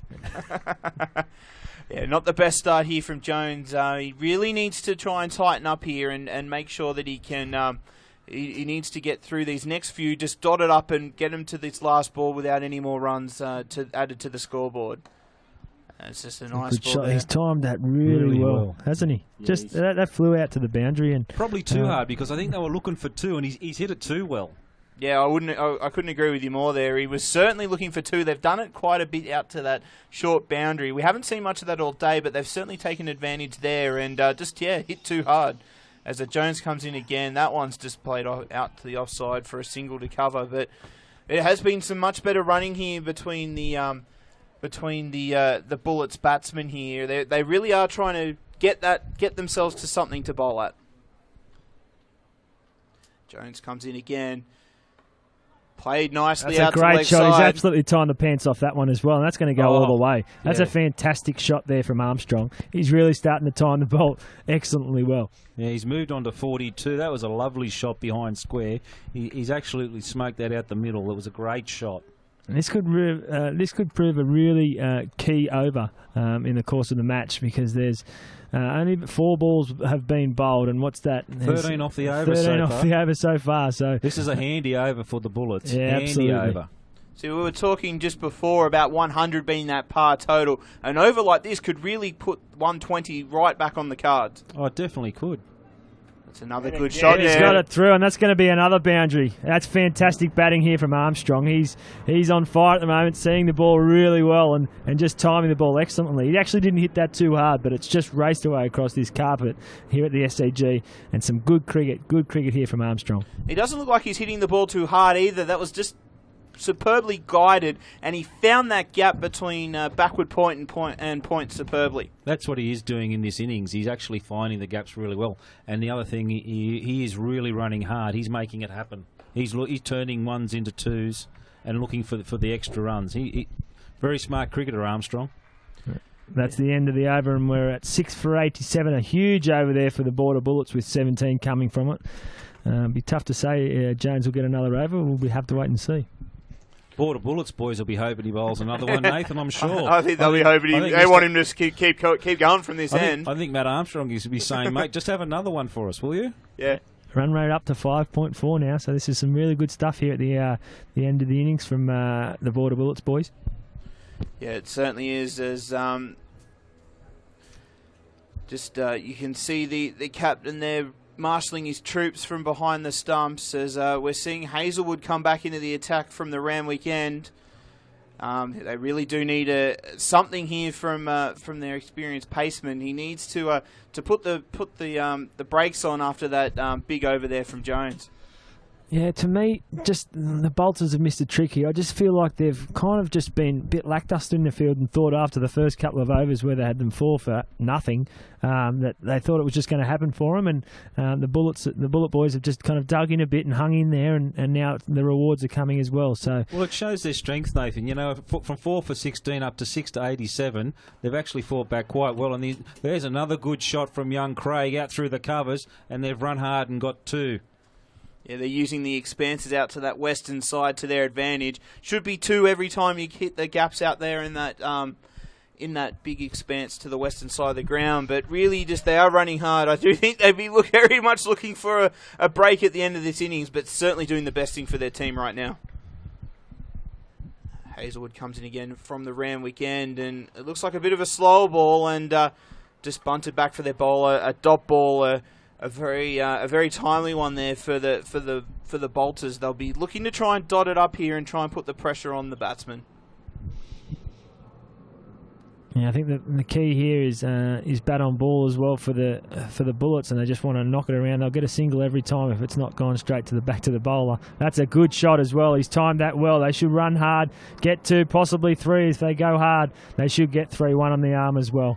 That's some good running, and yeah, really good cricket here. They're timing the ball well. They're not trying to play the big shot, but just timing the ball really well, finding the gaps and running hard. As Marty was saying earlier, the young Craig, once he gets in, he'll be able to. He looks a big, strong lad. Looks like he'll be able to hit the ball out of the park. A big hitter. He's just winding up there nicely. So I think he's just finding his feet, and we could see a bit of fireworks towards the end of this from the young fella. Hazelwood in again, and he's come down the wicket again. They should run hard and get 2 here. Interestingly for me, I'm just not sure about this field as well. Hazelwood's kind of bowling a good line outside off stump, but they've got 3 men kind of saving the boundaries on the leg side. I know it's a short side, but it doesn't really make sense. The plans don't add up for me. Yeah, we've seen wicketkeeper and Captain Groth. He's played the tactic game very well all day, but yes, as you're saying there, Nathan, just lacking here a bit as the pressure becomes back onto them at the end of this innings, and there's another big hit there.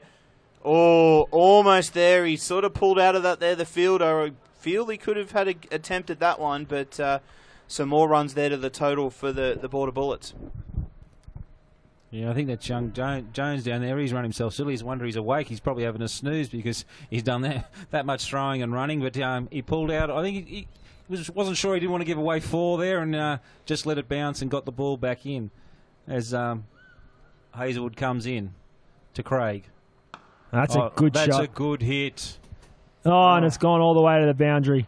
That's a good shot from Craig, and it looks like, as you said, Paul, he's kind of opening up the shoulders now, wants to play a few bigger shots now. 6 for 99 at the end of the 17th over. So they're moving along quite nicely. They certainly are, Nathan. It's just you just have that feeling now that the momentum has turned towards the Bullets here, and if they can get to that 120 total, we saw in the last game in that Thunder Conference final that anything in that 120 mark when the Bullets are involved, it's going to come down to the wire. Well, that's exactly right. We've got 18 balls left. If there's no extra balls bowled, 3 hits or wide, so that takes them up to 117. And the way the young fella's going, young Craig, if he gets on strike, he's looking to put them over the fence, and he looks a very clean hitter. Looks a good young prospect.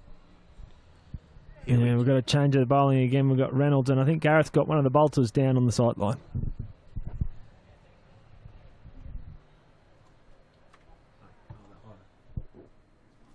I was pretty lucky with a few of the shots they played early on, but I suppose they still had to go to hand, which was great. Hopefully we can finish it off now.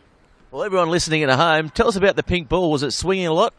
Yeah, it was definitely moving around a bit early on, so hopefully we can get through the early stages when we're batting and go from there. Very good. All the best for the rest of the match. Cheers.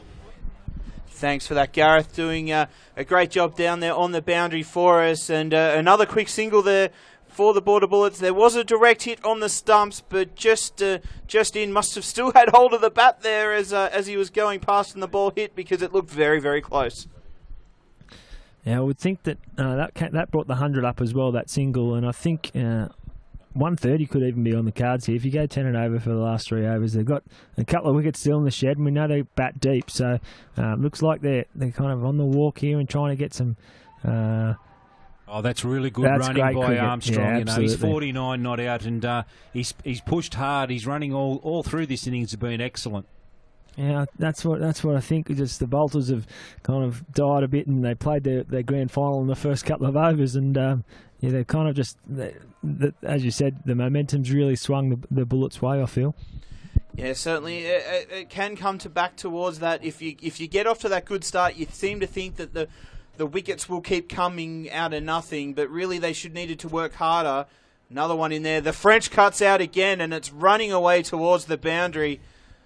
And it will just trickle over as the fieldsman gets there. And another 4 to the total. It's really starting to build up here now. Yeah, some handy runs there. You'll take them every day of the week. Well, I think young Craig's showing his hand. You know, he Armstrong's now gone to play the ankle roll and bat deep, and the young fella's come in and he's going, well, I'm going to go big for you for the Bullets here.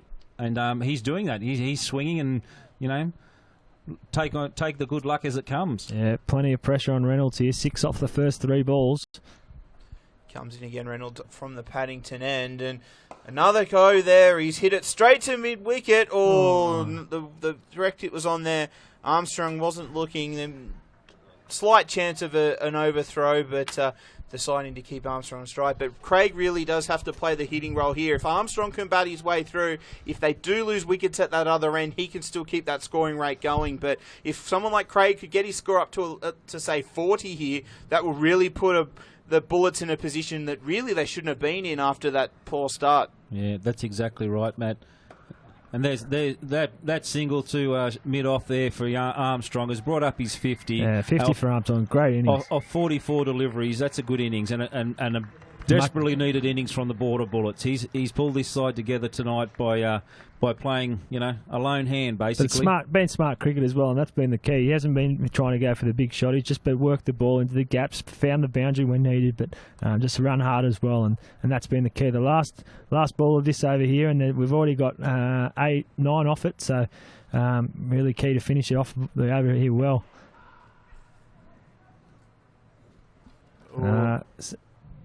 No, that's good running again. They're really putting the pressure on the fielders, and that's the end of the 18th over, and we are 6 for 108.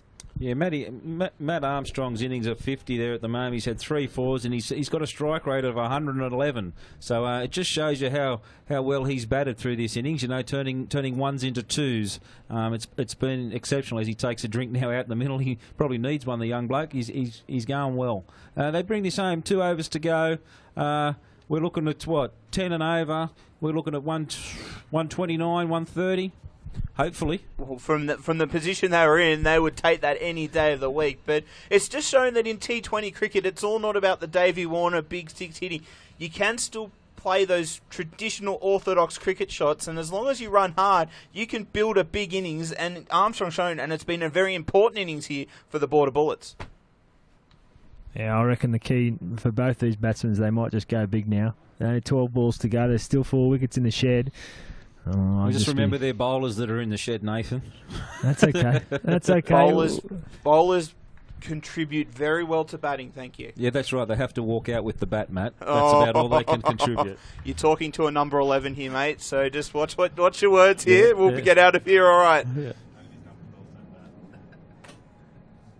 Hazelwood to continue.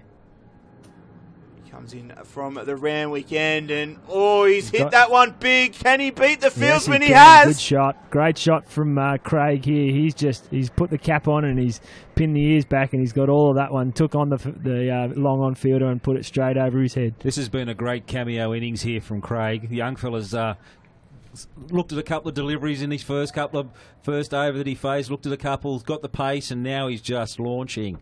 An excellent shot over deep, long on there. Can Hazelwood come back from that as he comes in again? The cut shots come out, the edges come. It's a big chase here from the man at backward point, but he can't cut that one off. That's 4, 10 off the first 2 balls here. That's what we were talking about for the whole over. What can they produce from the rest of this? Hazelwood's got to bounce back now. Oh, yeah, Craig. He's flown onto 32. Norval there running from backward point down to the boundary to try and cut that boundary off, and it had no chance. No, he looks a bit ginger as well after running back to his position. Yeah, a lot of pressure on Hazelwood here. 10 off the first 2 balls. See what he comes up with. Here he comes again. Can he bounce back? It's another good ball. But yeah, certainly a good shot as well. A single. They'll take that here. the Bolters, but now that brings Armstrong onto strike. I think now that he's hit his 50, he'll certainly be looking the same route as Craig and trying to attack these boundaries here. It's been a great partnership, this. Now they're 6 for 120, you know. Back in the fourth over at 4 for 16. Nowhere near looking getting to 100, but now they're going really well and finishing off strong. There's another good hit from Armstrong out to mid-wicket, and they've taken another single. Certainly some good play here. He might even play that anchor role and just try and get Craig back on strike. He knows he can find the boundary, and probably tiring a little bit as well. Armstrong, it's been hot here. He's playing back-to-back games as well, and he's played an important role here for his team. But Craig here, he'll be looking big, and he does.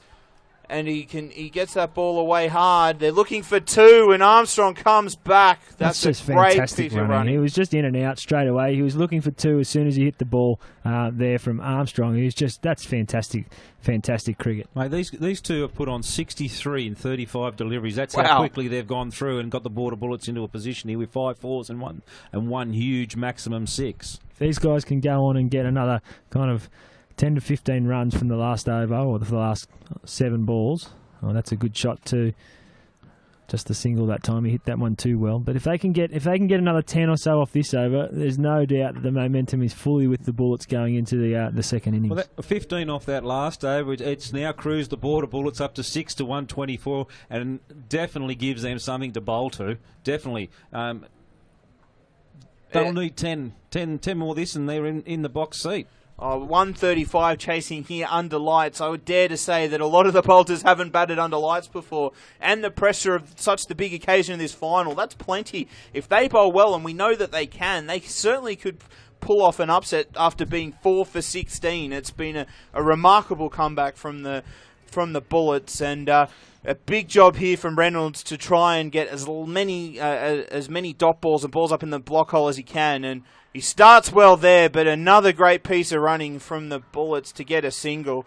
That was merely 5 metres from the batsman, and they still scampered through for 1. Yeah, it's just good cricket. You know, they're not able to get a boundary or hit a big shot, but they can just still manufacture a run. It's just good to watch, and no doubt that the fielding from the Bullet side will be much better, I feel, than the Bolters. The fielding coach, Mr. McKinlay, has been working hard, no doubt, and I would suggest that he would be getting these boys up and about. Here comes Reynolds in from the Paddington end, and another one there. There's a bit of a mix-up, but what's he doing? What's he doing? What is he doing, Reynolds? I'm not sure. He just we tried to take his time, and the fielders again weren't the long off fielders weren't alive either. They should have been hustling in to see that opportunity happening. So, it doesn't make sense, a lot of the things that are going on out here. Reynolds, I think, just picked the ball and goes, yeah, it's okay, I'll just keep it, and then decided, well, hang on, I'll have a shot. He probably was more wiser just to take the dot ball, but a bit of inexperience probably coming in here for the Bolters. But Reynolds comes in as a bit of a slower ball there, but still can just flick that around the corner and gets Armstrong back on strike here. They are finding these singles well, but I do feel that the Bolters, they are contributing to that. They're just they're showing their bit of inexperience here on this big stage and just starting to leak runs when really they should have been capitalising on that great start. Reynolds was bowling well in this last over, though. He's got every ball up in the block hole. We're in really hard to kind of free their arms and get away. So see if he can continue that. He comes in now. Comes into Armstrong. He bunts that one away, but it's another single. Just gently goes out to point there. Another one off the total. 6 for 128, 2 balls to go. He's just not allowing them to get under the ball to try and launch it up into the stand. So some good bowling here from Reynolds. Still looking at 130 here, which is a remarkable effort after being 4 for 16 with a great opening spell from the Bolters. But Reynolds comes in again. 2 balls left in the innings, and it skied it.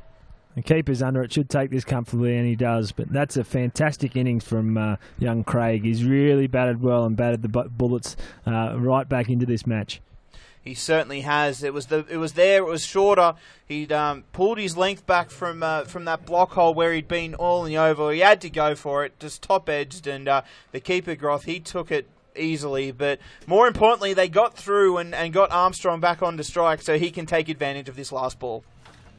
Yeah, no, Jack Craig, a great innings there, a little cameo, a top knock, 38 runs off 22 deliveries, and rousing a round of applause here from the crowd here in the members area, acknowledging his little feat there. It was a brilliant effort to bring the Border Bullets up to 7 for 128 and give them something to bowl to at the end of this over when they come out to bowl.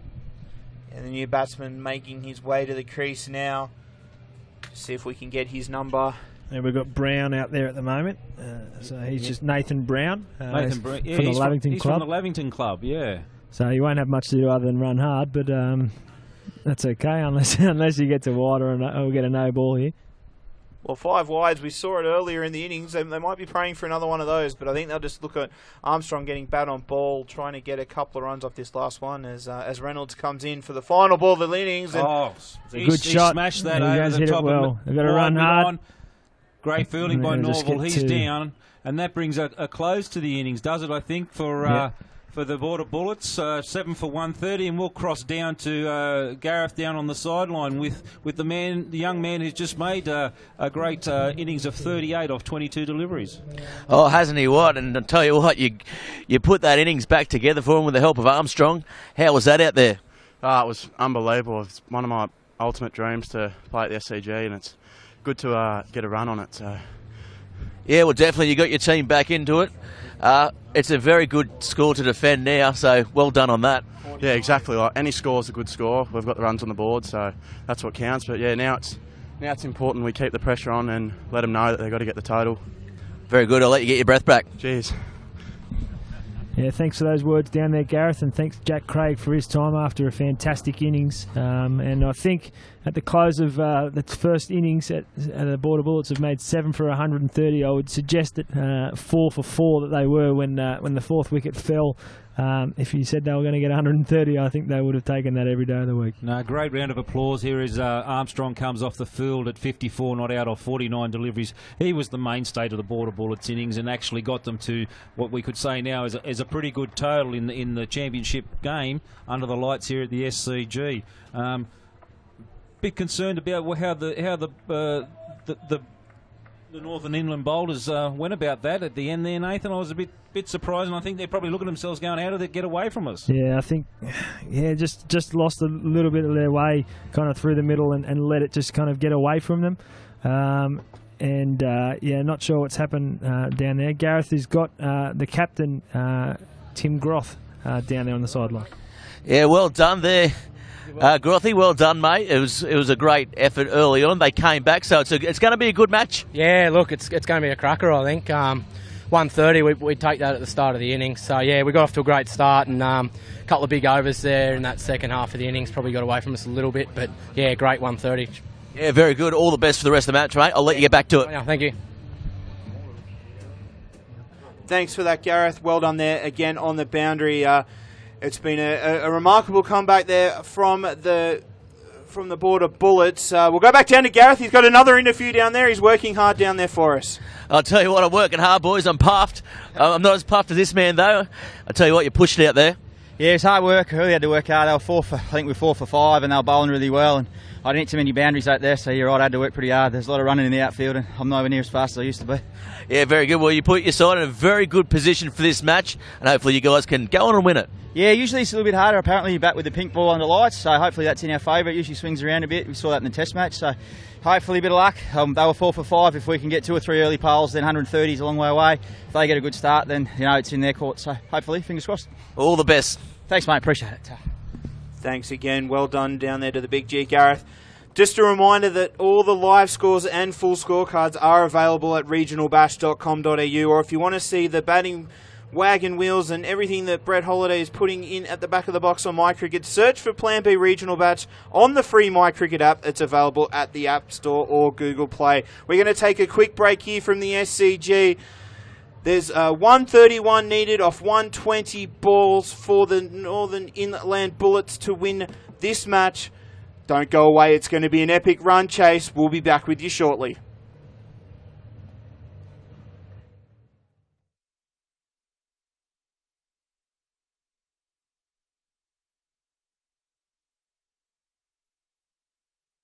These proud men are Plan B night watchmen.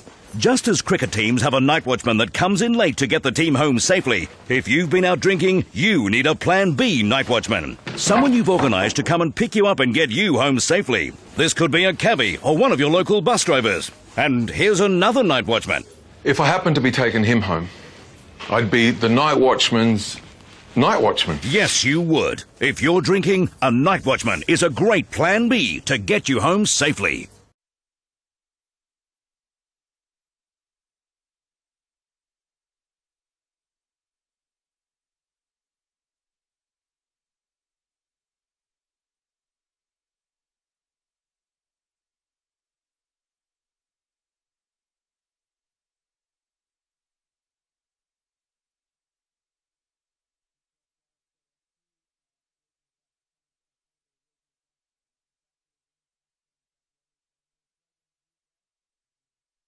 Thanks, guys, up there. And with us, the two ambassadors for these two sides, the Sixers and the Thunder, Len and Doug. Of course, we all know them at home. How good was that?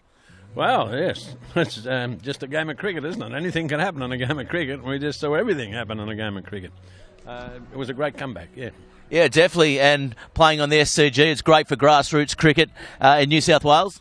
Yeah, well, I think the T20 concept of the Plan B gives that opportunity for players from the bush to play in the big time, and they may never get a chance to play on the Sydney Cricket Ground ever, and this is their one big chance. And I think all the teams have played magnificently. We score a 90, 94, I believe, scored earlier by Edwards. And I think the way the guys are approaching this game, it's going to be a tight one.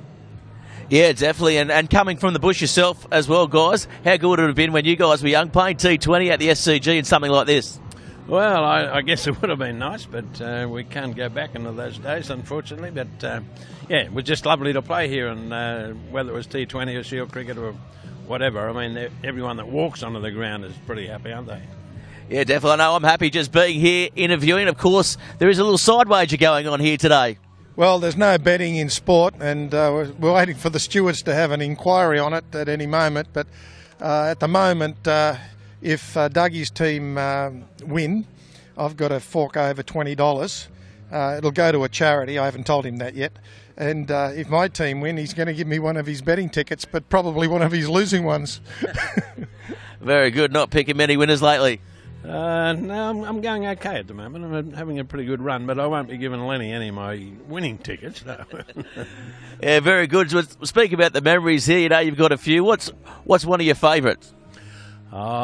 Just my first game here, I think. I mean, I can still see Wes Hall kicking off the sight screen there, running into bowl in my first game. I was only 17, so it was a long while ago, but it only seems like yesterday. Yeah, very good. Well, the sight screen here, it's broken because all this automation. They're not manual anymore today. But what about yourself, Lenny? I was during a World Series cricket match here. Greg Chappell asked me to field a deep mid-off, and he's yelled out, back further, at which point I'm nearly at the fence, and I yelled back at him, I come here to play this game, not watch it. Then this playgirl bunny jumped the fence and latched onto my neck and back. And I'm coming in with the bowler with her still on my back, and Greg says, what's wrong with you? And I turned around and I showed her. She was like a limpet on my back. So I've got a photo of that, and that's a fond memory. But in those days, the kids used to jump over the fence and you'd sign autographs and things like that. But for security reasons these days, and also safety reasons, the crowd doesn't come onto the field. Yeah, very good. All the best for the rest of the day, guys. Enjoy the match. And what's one last thing you'd like to say to the crowd at home? Oh, well, just stay up and watch the game because, as we know, in a cricket game's never over until the last ball's bowled. And, yeah, I think we're in for a real good final. Yeah, very good. And how do you think your side's going to go? Well, I'll tell you in about 20 overs. But, look, everybody out there, one of the reasons we are involved like this is because we're getting support from the state government with the Plan B project. We're coming into Christmas. Please be responsible with your drinking. And we've had far too many young people lose their lives on the roads. So if you have had a drink and you have had a good time, make sure you have a Plan B to get home safely. Yes, very good. Thanks very much to absolute legends of the game, Dougie Wattles and Len Pascoe. And we'll go back to you up in the commentary box.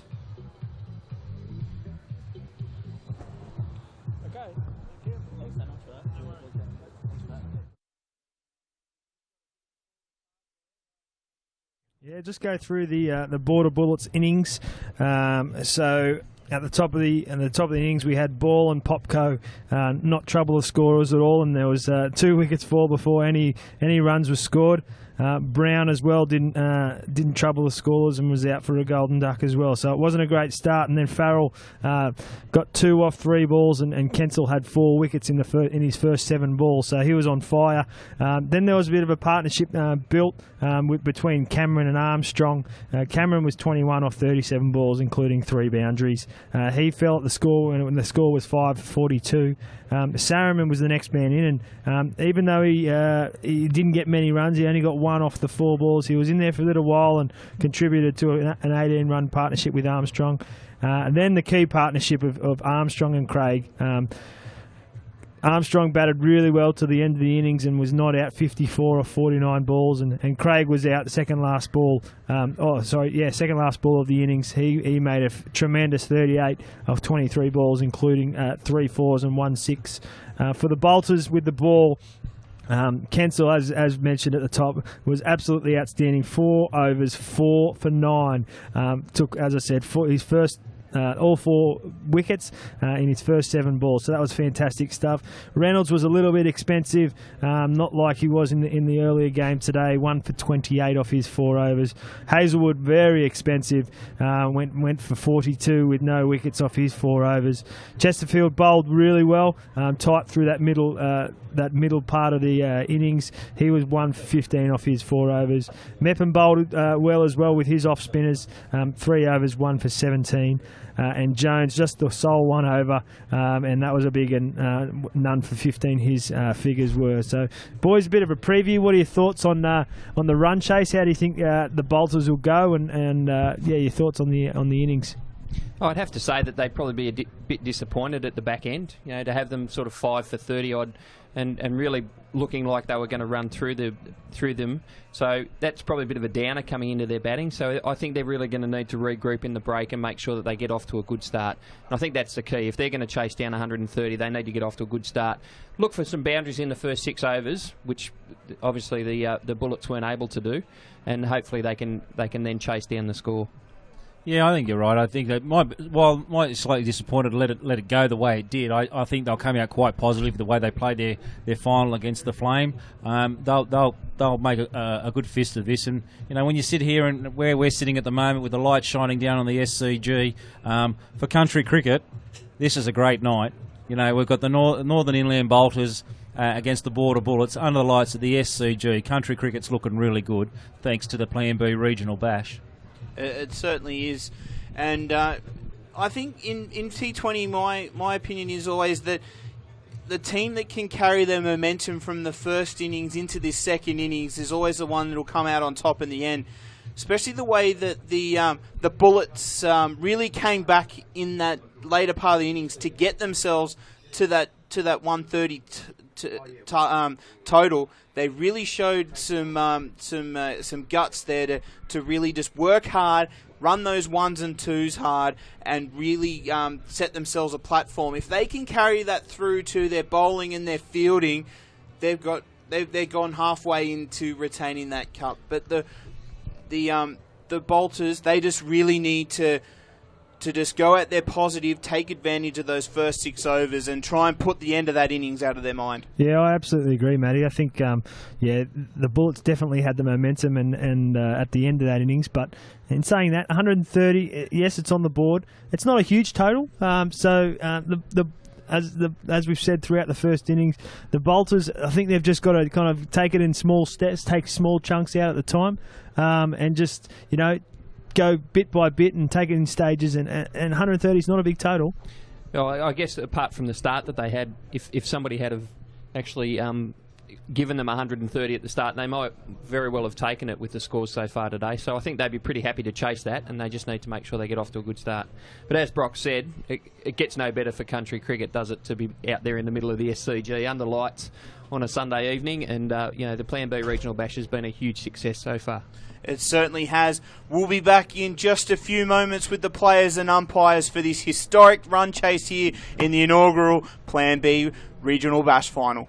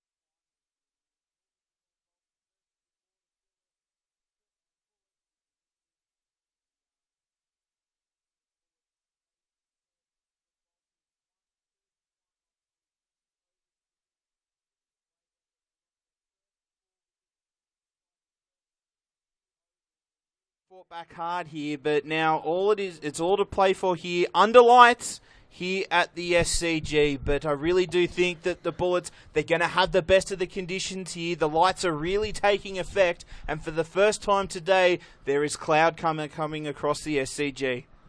Yeah, I think as the batsmen come out, we've got Simon Norval, and also we have Michael Dawson coming out to the crease. Interestingly, as they walk out, you can see Norval is actually really struggling. He's limping quite a bit from that long chase to the boundary he had in the first innings. So I wonder if that'll play a factor, if he's just going to go out and he's been told just to have a bit of a launch and try and hit a few boundaries to get the bolters away to a bolter.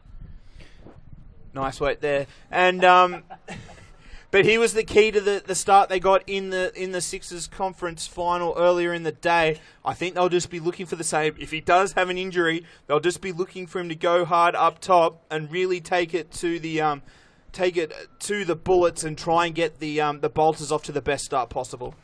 Absolutely, and I mean obviously Cameron White's going to look to really tie things up and hopefully gain an early wicket for the Border Bullets. So they're looking to set a slip and it looks like a gully. So they're looking to attack a little bit early, and hopefully that he can do that for them. And Norval and Dawson obviously looking to get their side off to a quick start. An early wicket or 4? What do you reckon? Well, if they can repeat the start that from the first innings, then really it'll be game on here. But really, they just need to consolidate here, make sure that they can take the runs there. But if Norval here does have an injury, it could affect the running between wickets. So it could add an extra dimension to this game that really doesn't need one at this stage. Yeah, I think if Norval can get away here, that'll really break the back of this kind of this run chase. It could really help to set up the bolters nicely. Here comes White for the first delivery. Oh. The ball fires away off the outside edge down to third man.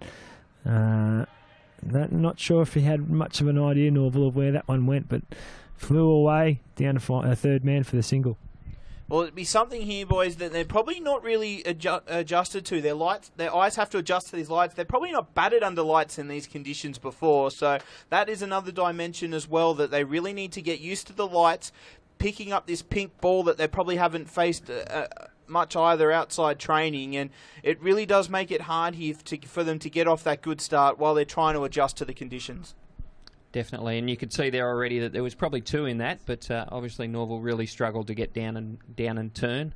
So the Bullets need to be very much aware of that in the field early on. Just looking at the field that the Bullets have got, and they've got a slip and a gully. They've also got a third man there, a deep sweeper out there at kind of deep point, deep cover. They've got a cover, a mid wicket, and a backward square as well. So here comes White again. Oh, he's straight through him. There's a big appeal. And not out, says the umpire. It was a good delivery there. Nip back in towards Dawson, and big appeal there. Must have taken something on the way through. Luckily for the bolters, it wasn't Dawson's bat. Yeah, it does look like even from the first couple of deliveries he's getting the ball to nip around a little bit, so that's going to make it difficult for the batsman early on in this innings. Yeah, well, the cloud covers come across here, and under lights here, generally you do get a bit of extra movement. Another ball in there, just played away there from Dawson to square leg for another dot ball. No doubt it's going to be probably a little bit skiddier as well under the lights as well. It's going to get through a little bit more, so really important just for the bolters maybe to take an over or so just to get used to the conditions, and so they can actually kind of understand what they've got to do and how it's going to play out there. Yeah, it looks like that first ball that he played just flicked the hip on the way through. Here comes White again, and it's flayed away. Shot. Yeah, that's a great shot. He did that sweeper didn't have to move very far, but he had no chance. That was a good cricket shot. Just cut back with a point, and he timed it really well. It was a good shot there from Dawson. He picked the gap nicely. Something we didn't see him do a lot of in that Sixers conference final. Certainly Norval was the one to really up the ante in that match. So maybe with Norval's injury here, Dawson's going to take the ascendancy early, and he started well. Oh, the edges come back again, and that was very close to leg stump. But another life there, a lucky shot there for the bolters. Something they're going to have to ride their luck here in this run chase. Yeah, he's just very, very nearly chopped that back on. So he's played and missed it one, and he's nearly chopped one on, and in the middle he's played a beautiful square cut. Yeah, it's interesting the comparison between the shot he played that just smashed through the point region for 4, and then that one he didn't move his feet much, and he just hung the bat out. So just got to be careful here. That's a wide. That's handy. That's handy. Every run is very handy here for the Bolters. So we need to make sure we get those lines right for the Bullets. Yeah, good to see no cheeky little appeal there that we saw in the from the Bolters batsman. It was certainly a wide down that leg side. It was a good piece of keeping there to cut it off and not let it go for any extras.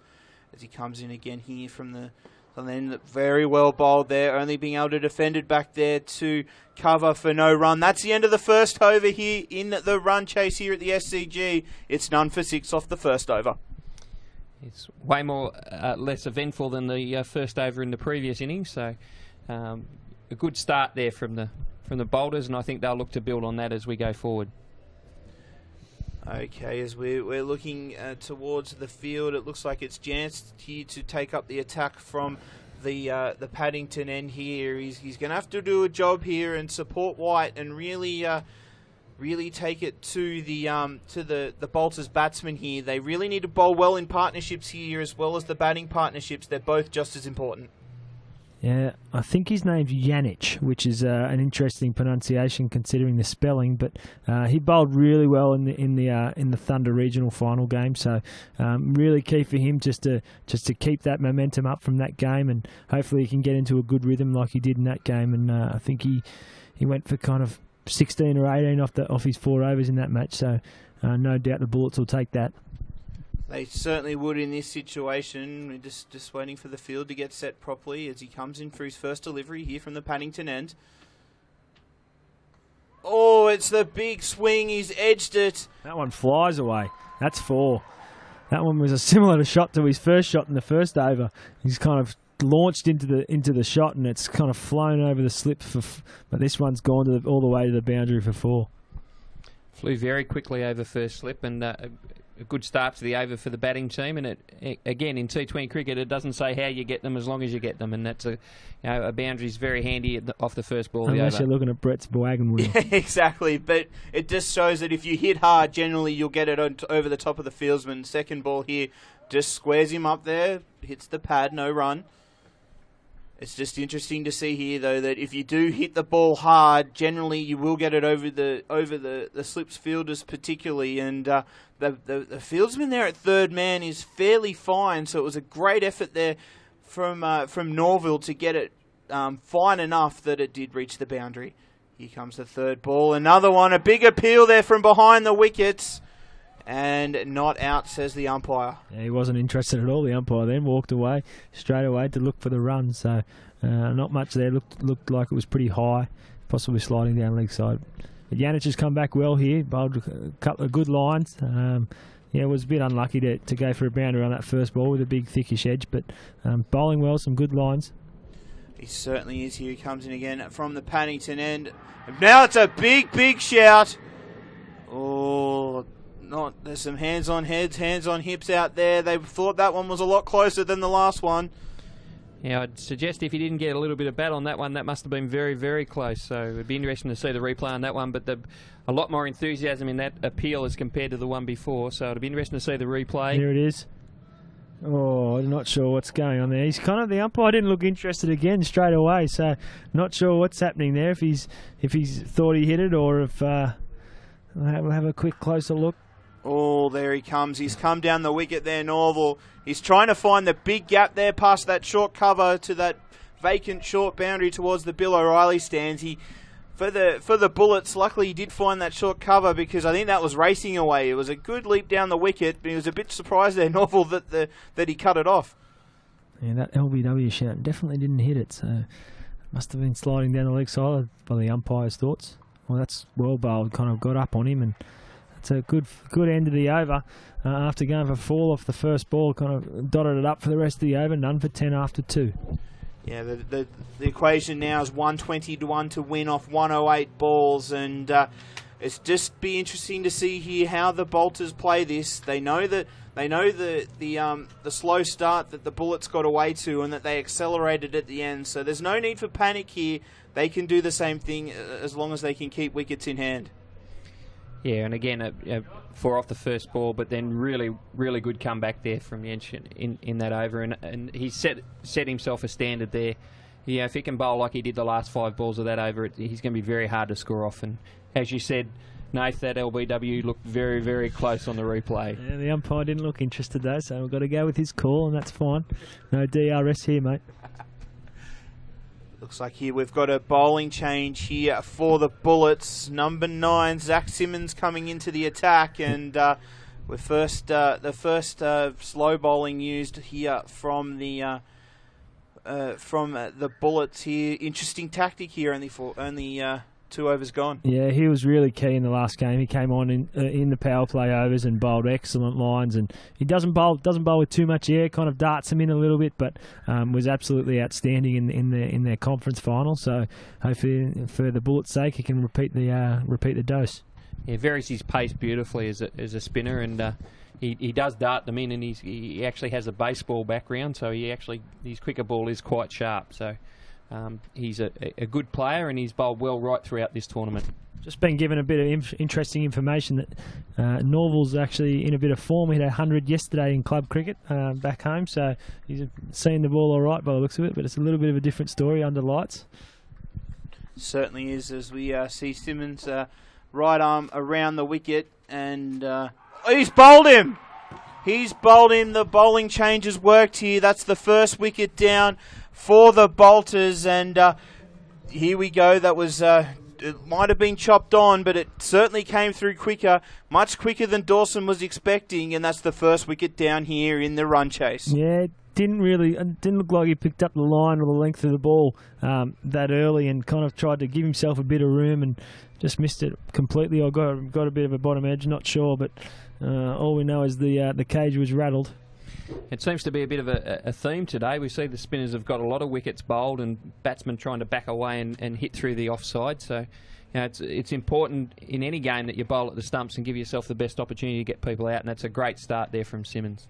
Yeah, well, certainly the short boundary here towards the Bill O'Reilly stand is in the back of the mind for batsmen most deliveries, and seeing the off-spinner come on around the wicket to the left-hander, he certainly probably would have thought that it might have been outside off stump and the shot was on, but it was a great piece of bowling there from Simmons. He backed himself and went for those stumps, and unfortunately that's the first wicket down. Dawson out bowled Simmons, and it's 1 for 10 here after 2.1. Yeah, it brings Matthew Rickson to the crease, and we've got Gareth down here with the young opener. Yes, thanks guys up there. Unlucky the change of bowler got you, mate. I was scared to throw a bit. Didn't quite bounce as much as I wanted to, but well, good captaincy, I guess. Yeah, definitely good change of field. How's it looking out there? How's it feeling? Do you think you can get through it?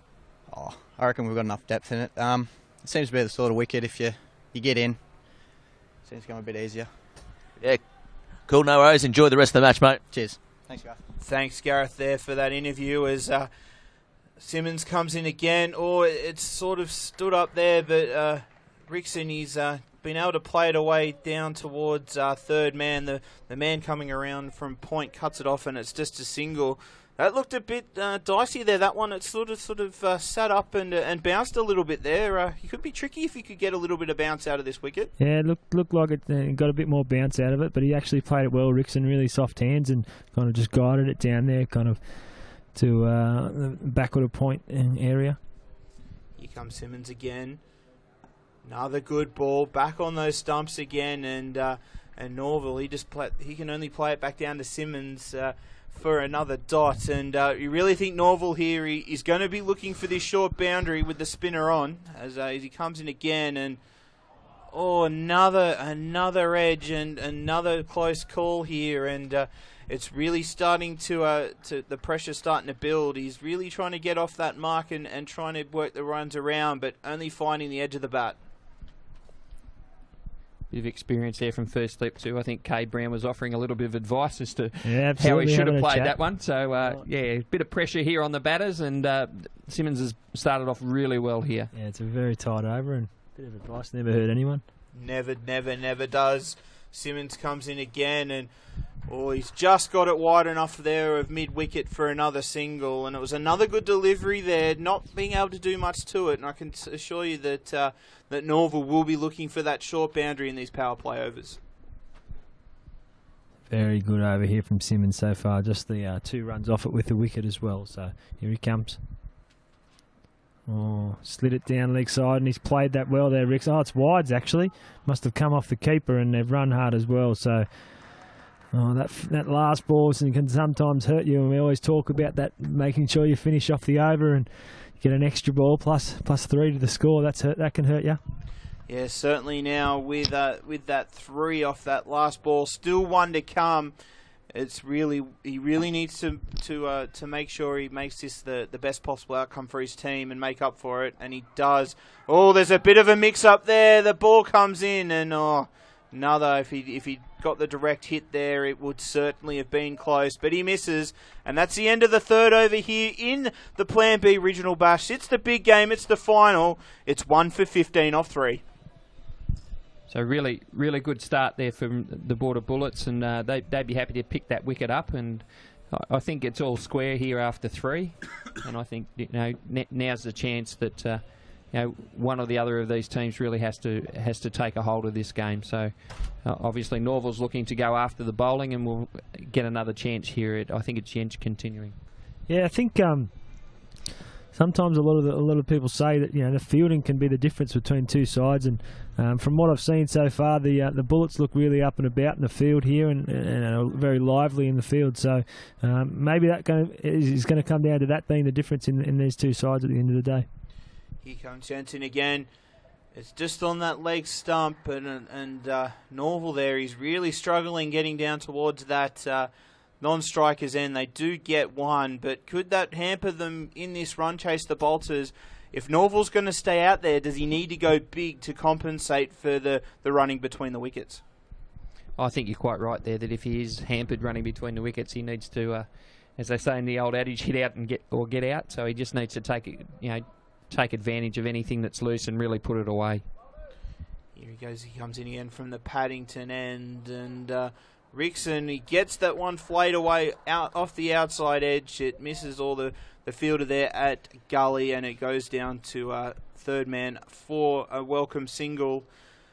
100 balls left in this innings, 114 to win. That's a run rate of 6.8 and over. So you do feel that if they can keep their heads here, the Bolters, they can really just guide themselves way to victory. But really, in a final like this, the scoreboard pressure can weigh heavily. They do. You sort of get that idea that sometimes you need to do it quicker than you actually need to. Yeah, I agree. You don't want, in a chase like this in a final, you don't want the scoreboard pressure to get up and the runs required to get too high with a least amount of balls and the run rate to get required up. So I think it's really key that they continue to get this, continue to get the scoreboard ticking over, and making sure that they're able to put the bad ball away as well. I think Rickson would feel like he missed out a little bit there. It was pushed down into his pads. All he needed to do is get a bit of bat on it. There's no fine leg at the moment. And so, I think he would have felt like he missed out there. A lot of open space down there at kind of backward square to fine leg. Here he comes again from the Paddington. And again, it's on that leg stump. But only Norval can...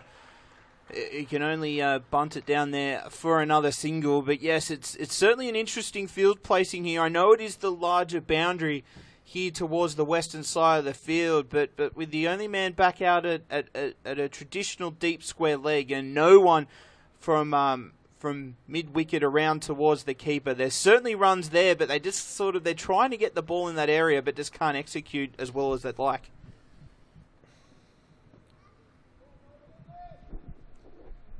Here comes Gents again from the Paddington end. Oh, he's just had to check his shot there. He was looking big towards that vacant cover boundary, but it was a good delivery there. Just has to play that block. Blocks it out to short cover, no run. Yeah, slower ball there. That was really well bowled. Almost drew a false shot out of the batsman. You can see there on the offside that they've pushed the field all back on the ring, except for one that's slightly closer. But yeah, they're really just giving up one there if he wants to take it.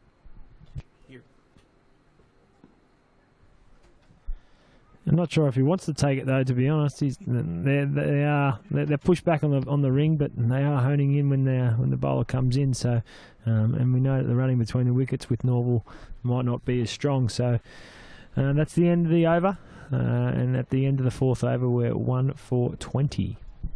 111 needed off 96 balls. Just a quick reminder that live score and full scorecards are available at regionalbash.com.au, or if you'd like to see the batting wagon wheels and all the good stuff that Brett Holliday is putting into MyCricket, search for the Plan B Regional Big Bash on the free MyCricket app. It's available at the App Store or on Google Play.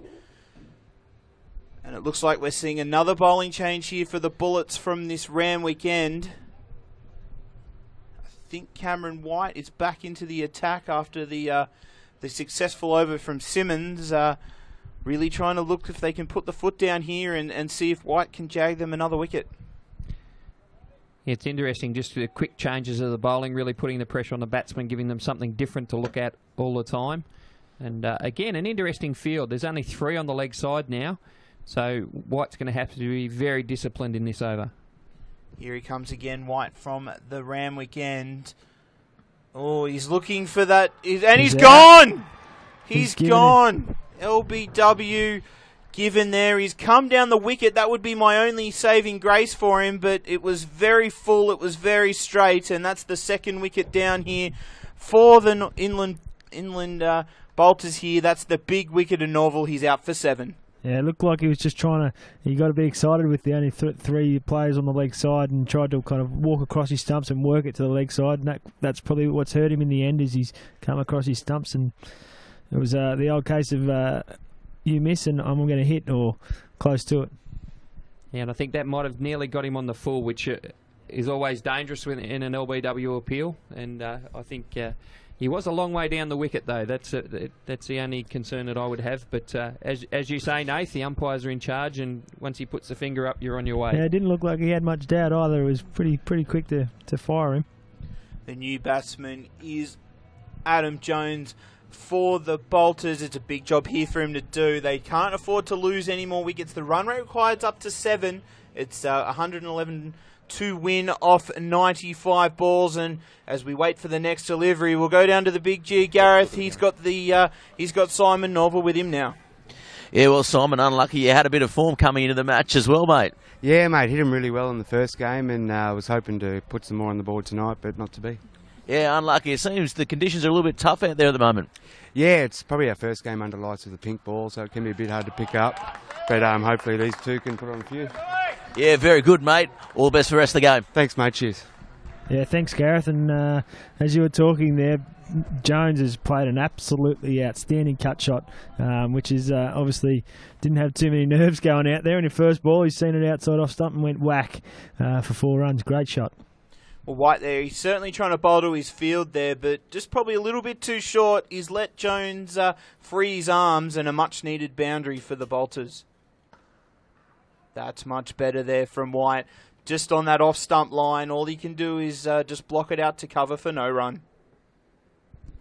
Jones actually batted really well in the preliminary final earlier today and was 41 not out at the end of the innings, batting at number 4. So no doubt they'll be looking for him to repeat that form that he showed earlier today. They certainly will, as White comes in again from the Ram weekend, and he's had a big swing at that one. It looks like he wants this over early. Does Jones, but it sort of comes off the edge down to mid-on for no run. Because if he keeps playing big shot like that, maybe he's got some late dinner reservations or something he wants to get to. Maybe that's going to be their tactic, try and get it over and done with early. Don't get down to those final pressure field overs. If their ball's there to hit it and try and get that run rate down early. I think you might be right there. They're trying to get on with it. Here comes White again, and he's flayed again. It's racing down towards third man, but it's cut off well there by Simmons on the boundary. Doing well, but they've been able to come back for 2. But another big shot there. It flew wide of the keeper down towards third man. Good piece of fielding, but another 2 to the total. Yeah, just looking to capitalise, obviously, on the power play overs with the field up as well, by the looks of things. So, good tactics here, good intent from the Bolters as well, and Jones. So, it's good to see. Here he comes in again, White, and that's a good ball. That's where he'd want to be. Jones can only bat it down to mid-on for a single. That's the end of 5 overs here. 2 for 26, 1 over left in the power play. 105 needed off 90 balls for the Bolters. Yeah, and I'm off here, gents, and Big Broccoli's going to come in and take Big Bad Broccoli. He's coming in to take my place. Thanks, Nathan. And again, a good start with the ball. I think at this stage the Bullets would be pretty happy with that start. And I think from the Bolters' point of view, I think they just want to consolidate here as the Bullets had to do earlier in the evening. So we're looking forward to. Looks like we've got another change in the bowling here. So spin again. So we're looking forward to hopefully some big hitting here in the last over of the power play. Certainly is. As Brock joins us in the commentary, mate, you were watching from the back of the box these first 5 overs. What's been your thoughts? Mate, it's different from the first innings, isn't it? when I turn up, it's, at least there's only 1 wicket gone at the moment, or 2 wickets gone. 2 wickets gone now, yeah, and different to the 4 when I was last here in the first innings. But no, looks a bit humid, dewy conditions at the moment. A little bit of a breeze there. The ball seems to be skidding on, what I've noticed. I listened to your call, boys, and that's what seems to be coming across with the spinners. The ball seems to be just skidding through, and there's an edge through down to through the slips there from the batter, and it's running back for 2. They'll look for 3 here. Yeah, Simmons has come on here at the Northern or Paddington end, and he's looking to take advantage of the last over of the power play here, the Bolters. But Simmons, he bowled a good first over. He got the wicket, the much-needed wicket of Dawson, and he'll just be looking here again if he can tighten it up, and if they can get 1 more wicket before the power play overs, they really think they're in this game, the Bullets. I think you're quite correct there. They're looking for another good delivery there. Struck beautifully to mid-off, but no run. And yeah, Simmons will be looking to tie it up, and a lucky edge. But again, it's 3 runs and gets them off to a good start in the over. Here comes Simmons again from the Paddington end. He's gone big on that one. Straight down the ground. You couldn't get it any straighter. 2 bounces, and that's 4. That was a great shot there by Jones. Straight back over the bowler's head. 2 bounces into the long-on fence. Just what they needed here. That's just picked it up for the Bolters. It certainly has. They certainly be looking forward to trying to take advantage. There's 3 balls left of the power play here. As Simmons bowls to Jones. A much better ball. There's a big appeal, and he's gone. There you go. That's T20 cricket for you. See a superb shot there from Jones, but the ultimate reversal there, the next ball is out. Yeah, that's another one. Looks like Marty, I think, skidded on again from the spinners. It's been a feature of the dewy conditions, I think, in this game at the moment. Absolutely. The ball seems to be getting onto the batsmen in a bit of a hurry from the spinners, and they're struggling with it. It was a beautiful shot, the ball before, and I think he was just trying to work that one off his stumps away for a single, and it just skidded onto him a little bit quickly, and he got caught out. Certainly did, and the hero of the first innings, Tim Kensel, he makes his way to the wicket with his team 3 for 33 here. He's going to have to do a job here with the bat to get his team right back into this game. I think he might already have one hand on the Man of the Match award, so all he needs to do is make a few runs here, and he could be well and truly taking all of the prizes home tonight. Yeah, that's exactly right, Marty. He's just hang around for the we're into the 5th over. If he bats his 15 overs, he's going to pick up a lazy 30 or 40 runs, isn't he? And definitely Man of the Match material, but that's yet to be seen. I don't know how he goes with the bat. This will be a test for him. It certainly will. There's still a couple of balls here left in the power play. The fielders snuck their way in here. Good bowling there from Simmons, right up in the block hole. All he could do was block that first ball back. No run. Here comes Simmons again. Last ball of the power play. Again, he's just been able to find that man at square leg. He's hit direct. Big appeal, but not out, says the umpire. There's been some good fielding here by the Bullets. They really look like they're on their game. That's 6 overs gone. That's the power play finished. It's 3 for 34. Sorry, mate. Yeah, another good effort there in the field, and that's going to be the difference, is who can take that great catch or execute that run out. I think that's what's going to happen for the fielding side. And for the batting side, they just really do need, as the Bullets had, they just need someone to actually dig in and bat for a long period of time now. a la like Armstrong, and then hopefully have someone like Craig and Cameron to actually, be that foil for the batsman that sticks in and bats through the innings. Well, I think they're looking to, I think, their major bat here. I mean, Michael Rickson to do that, to play that role for the Bolters. And I think, looking at the way he started or approached his innings at the moment, I think that's what he's looking to do. He's going to hang around here until the 20th over and make sure he's still there and bring the Bolters home.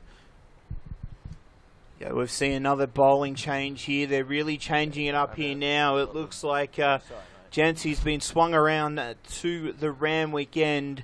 They'll be certainly looking for him to keep it tight here.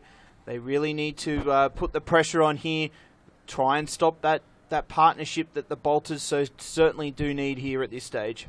Yeah. Janic's first 2 overs has only gone for 7, so I think he's the skipper's brought him back on here, Trent Ball, to try and tighten it up again. Absolutely there, Brox, and I think it's interesting that the power play's over, but they definitely haven't pushed too many fielders out. Here he comes in again. Oh, it's a big swing and a miss. There's a big appeal trying to bluff the umpire, but that was a wide. Yeah, I'm not sure about that. That was pretty close to the line. The umpire up at down at the Randwick end makes a decision and makes it quick, and there's no turning back. That's for sure, is there? The arms went out fairly quickly, like he was about to take off. Very decisive. Very decisive. In comes Janic again. Oh, it's a bit of zip off the deck there. I'm sure that it's just zipping through, and a play and miss there from Kensel. Let's make sure he get bat on ball. It'll be good. Yeah, it was certainly a good ball there. It looks like it's just decked away. I'm sure the batting conditions will be different than 10 o'clock this morning when the Bolters were out there for their Sixers conference final. As he comes in again, and he's another slash outside off stump. Again, looks like the ball is cut away. No run, ball going through to the keeper. There's one noticeable difference, Matt. It's the sky's now black. The sun was shining this morning, and now I saw blue sky. It's now black, and I could actually see the lights of the aeroplanes flying out of Mascot. So, yeah, slight difference in conditions, I'd say, from 10 o'clock this morning. Yes, thanks there, boys. But it's certainly going to be just as much pressure on them as they did have in that first game. They certainly got through that well. Can they do it here again as he comes in again from the penny end? Another swing. That's strike 3.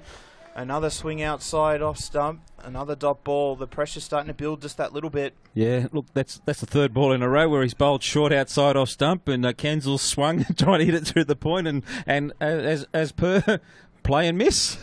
Doing well. If it was baseball, he'd be back in the sheds by now. But I think what we saw in the day-night test match is the pink ball does do a little bit more when the lights come on, and that seems to be the case at the moment. Here he comes again in from the Randwick end. Oh, he's got some bat onto that one. It was well done there from the fielder at cover. He gets around that and stops it. It's just the single. The big captain dive at that one there at mid off to just make it only a single, or they would have been pushing for 2 down to long off. It's well fielded there by Trent Ball. It certainly was, and as the scoreboard catches up, it's been a very tidy over here. Can he finish it off well? Ooh, another swing outside off stump. This is a good over from Janic. The skipper's brought him back to tighten up to try and strangle the Bolters here a little bit. They were getting away from it. He's done exactly that. Like I said earlier, 2 off. He had 7 off 2 overs, and he's only gone for He's gone for 2 in this over. There was the wide and a single that they've got. So he's actually done a job here for his skipper. He's getting the ball to move beautifully away from the right-handers. Here he comes again. Final ball is over. All that can be done is pushed out to cover. An excellent over there for the Bullets. Just 3 runs off that over. After 7 here at the SCG, 3 for 37.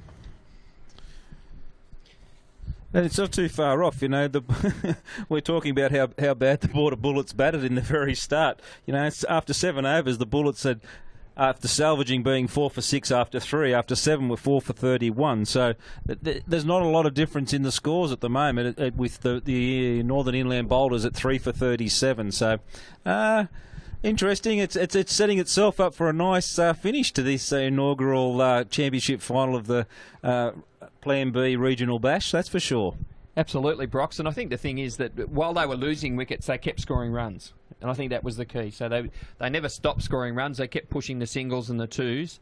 And I think this is where the Boulders have sort of got themselves into a little bit of a muddle here is that there's a lot of dot balls happening, and they're not rotating the strike. And that last over was a classic example of that. Yeah, they certainly need to find those dot balls and convert the majority of them into singles. I think they've had the chances to. They've just not been able to really just take that decisive, quick single, and they're sort of second-guessing themselves here. Big pressure match here. Big run chase under lights, so let's see what they can do. Here's Simmons again from the Paddington end. There you go, there we go. They've got it into that gap there at cover. They managed to jog through, and they've got that single that they needed. Yeah. Sorry, Marty. I just looking there, and that's the tack they need to go. They just need to keep rotating the strike here, the bolters, and then pick up the boundary ball. That's a good working the ball there, putting a bit of pressure and a misfield there, just backward square. That's excellent running between wickets. Keep that happening. Yes, certainly. If they can run hard like that, about probably half the time you will cause a misfield, just like we saw there as Simmons comes in again. Nice drive there. Again, there's a little bit of a confusion there. But there's no harm, no foul, but it is another dot ball. It's a good piece of fielding there in the covers. I think that was Armstrong, so he's having a big game. Certainly is. Simmons coming in again from the Paddington end. There's a big call for a stumping. Not out, and the Bullets are not liking that decision. They certainly thought he was out of his crease, but unfortunately the umpire at square leg has said not out. Yeah, it looked like the wicketkeeper was very, very confident there, but given not out by the square leg umpire, and but again, another dot ball. So play and miss, and again, they're struggling to just keep the scoreboard ticking over on a regular basis. Yeah, Saramon's hands were very sharp then on that stumping, but I don't think the guy left the crease at all. Here you go, they're back into their singles here. Gets it down to long on for another single, but I think that's going to be one that might be debated at the bar later tonight, but he does survive. But here yet again, there's only been 3 runs off this over. 5 balls have gone so far, so really they're not taking advantage here. They really need to start getting a runner ball. Another swing there. He's just been able to get that around the corner. He's looking for that vacant fine leg position, but that's one more off the over. After 8 overs here at the SCG, 3 for 41 the equation, 90 to win off 72 balls. Yeah, so I think that's another good over there from the Border Bullets. And I think the intensity with the running between the wickets is the thing that really stands out here. The Bullets, even though they weren't hitting boundaries, were running really hard between the wickets. And there was an opportunity there to push for 2 that second last ball of the over, and they only got 1 and really didn't even look like they were looking for 2. So I think what they need to do is actually really start putting a bit of pressure on the field. As you see, it's a bit dewy out there, and I think if you put the pressure on the field, you'll actually create some misfields and pick up those extra runs. Yeah, Marty, that was the highlight from Armstrong's innings. He's running between wickets, which the bolters here seem to haven't got that intensity at the moment. I think they're just sort of weighing up their options and just seem to be judging what is it we need to do. Here we go. Janich is in again. It's been flicked around. They've run hard for that first one. Almost a little bit of hesitation, but they do get safely back for 2 there. You do feel that that's going to be where they're going to have to target. There are some gaps out there in this field, particularly on the offside here. Big boundary. There is room for those 2s and 3s. They just need to find those gaps. They've obviously taken a tip and a listen from us from the commentary box there. They've decided to lift their run rate. They're running between wickets and push for 2 on their very first ball. They must be tapping in down in the change rooms. Again, and it's a good, it's just gone through the hands there at cover. But again, they found some gap down there at the deep cover boundary, and they get back again for 2. It's a lovely shot over cover there for a couple. And again, a bit more intent, as you said, Brox. A bit more intent there from the batting side, and they're looking to push the run rate along a little bit now. Yeah, well, Kensal needs to get bat on ball. He's played and missed it a few early, so that was a good shot over cover. He's showing some good intent. Here he is to Jenic again. That looks like a wide down the leg side. Yep, our umpire's got his arms up fairly quickly. It certainly does, and you don't have to get far down that leg side. The umpire's there waiting to call it, and a welcome relief there. 5 runs for the first 2 balls here, and really an over that they need to just try and kickstart this innings along for the Bolters. Again, he's just come in. He's find that gap there next to the square leg umpire, and they can jog through for another single. It's a good over here from the Boulders, and again, there was a few big overs when the Bullets batted, and I think that's what they need to replicate here, is if they can get a couple of big overs, they really drag that run rate back and make the chase look much easier. Yeah, I think you're right, but at the moment they've still got it under control. 7 and over, they've got it under control. It's a matter of just making sure it doesn't get away from them. And there's another wide by Janic. I think he's just losing his line here, and that's 2 wides in this over. Just extra balls that don't need to be bowled from the Border Bullets. It's almost just like he's overcorrecting on himself. He's been getting too much on that leg stump. He's just overcorrected there, pushed it wide. They don't need these sundries building up. It's been a good over here so far for the Bolters as he comes in again here. And it's back onto the stumps. It's gone high. Keeper comes around, but it's still another run to the total. There was a bit of a cry of catch it, but it was well and truly out of the wicketkeeper's reach. And the umpire signals leg byes there, so I think they're just looking for something to happen here. It's a better delivery though from Jensch, and I think he needs to just bowl at the stumps. He's got a good field set, and I think his target has to be that top of that off stump and really putting the batsman under a bit of pressure. Here he comes again, final ball, and he's got it up in the block hole. All he can do is hit it to that man at cover, and that's another dot ball to the total. The equation here, 82 required off 67 balls. It's that run rate's creeping up just a little bit. But we did see in that first innings, if you can build a partnership and really rotate that strike, that run rate can really climb really quickly if you can get some balls away. So here's the final ball of the over. Again, he's just been able to find a bit of a gap there. That's a great shot. He's tucked that off his hip beautifully behind backward square for 4. That's just raced away across the outfield at the SCG. And that's a good finish to that over. A nice shot there from Rickson to finish the over. Certainly was, and that's a much needed over here for the Bolters. It's 3 for 53 off 9 and 78 to win off 66. They really need to work hard to get those numbers a lot closer together and early, because they don't want to leave themselves too much to do late in this innings. Oh, I think that was a very good over, and very smart batting too. There was no big shots in that over. It was just purely working the ball into gaps and taking advantage of that. And obviously a couple of wides always is a help. So looks like we might have a change here. It's Armstrong to come on from the Paddington end. Can he put a little bit of magic into the bowling performance like he did with the bat? They'll be certainly looking for a wicket out of him here. If they can just get one here and slow up the Bolters, certainly you would think they're right back into this game. But certainly the match here on a knife edge. Both sides could take this match away very quickly. As Armstrong comes in for his first delivery, played nicely there. Just finds the gap past the man at cover point. They run hard and they get back for 2. That's a great piece of running there from both batsmen. Yeah, that was just good cricket. Worked the ball out through the deep cover boundary and pushed through for 2. That intent starting to show in the Northern Inland Bolters batting at the moment in this partnership, which is starting to build, which is good for the Bolters. Comes in again. A nice ball there, but he can only find the fielder's eyes. A misfield.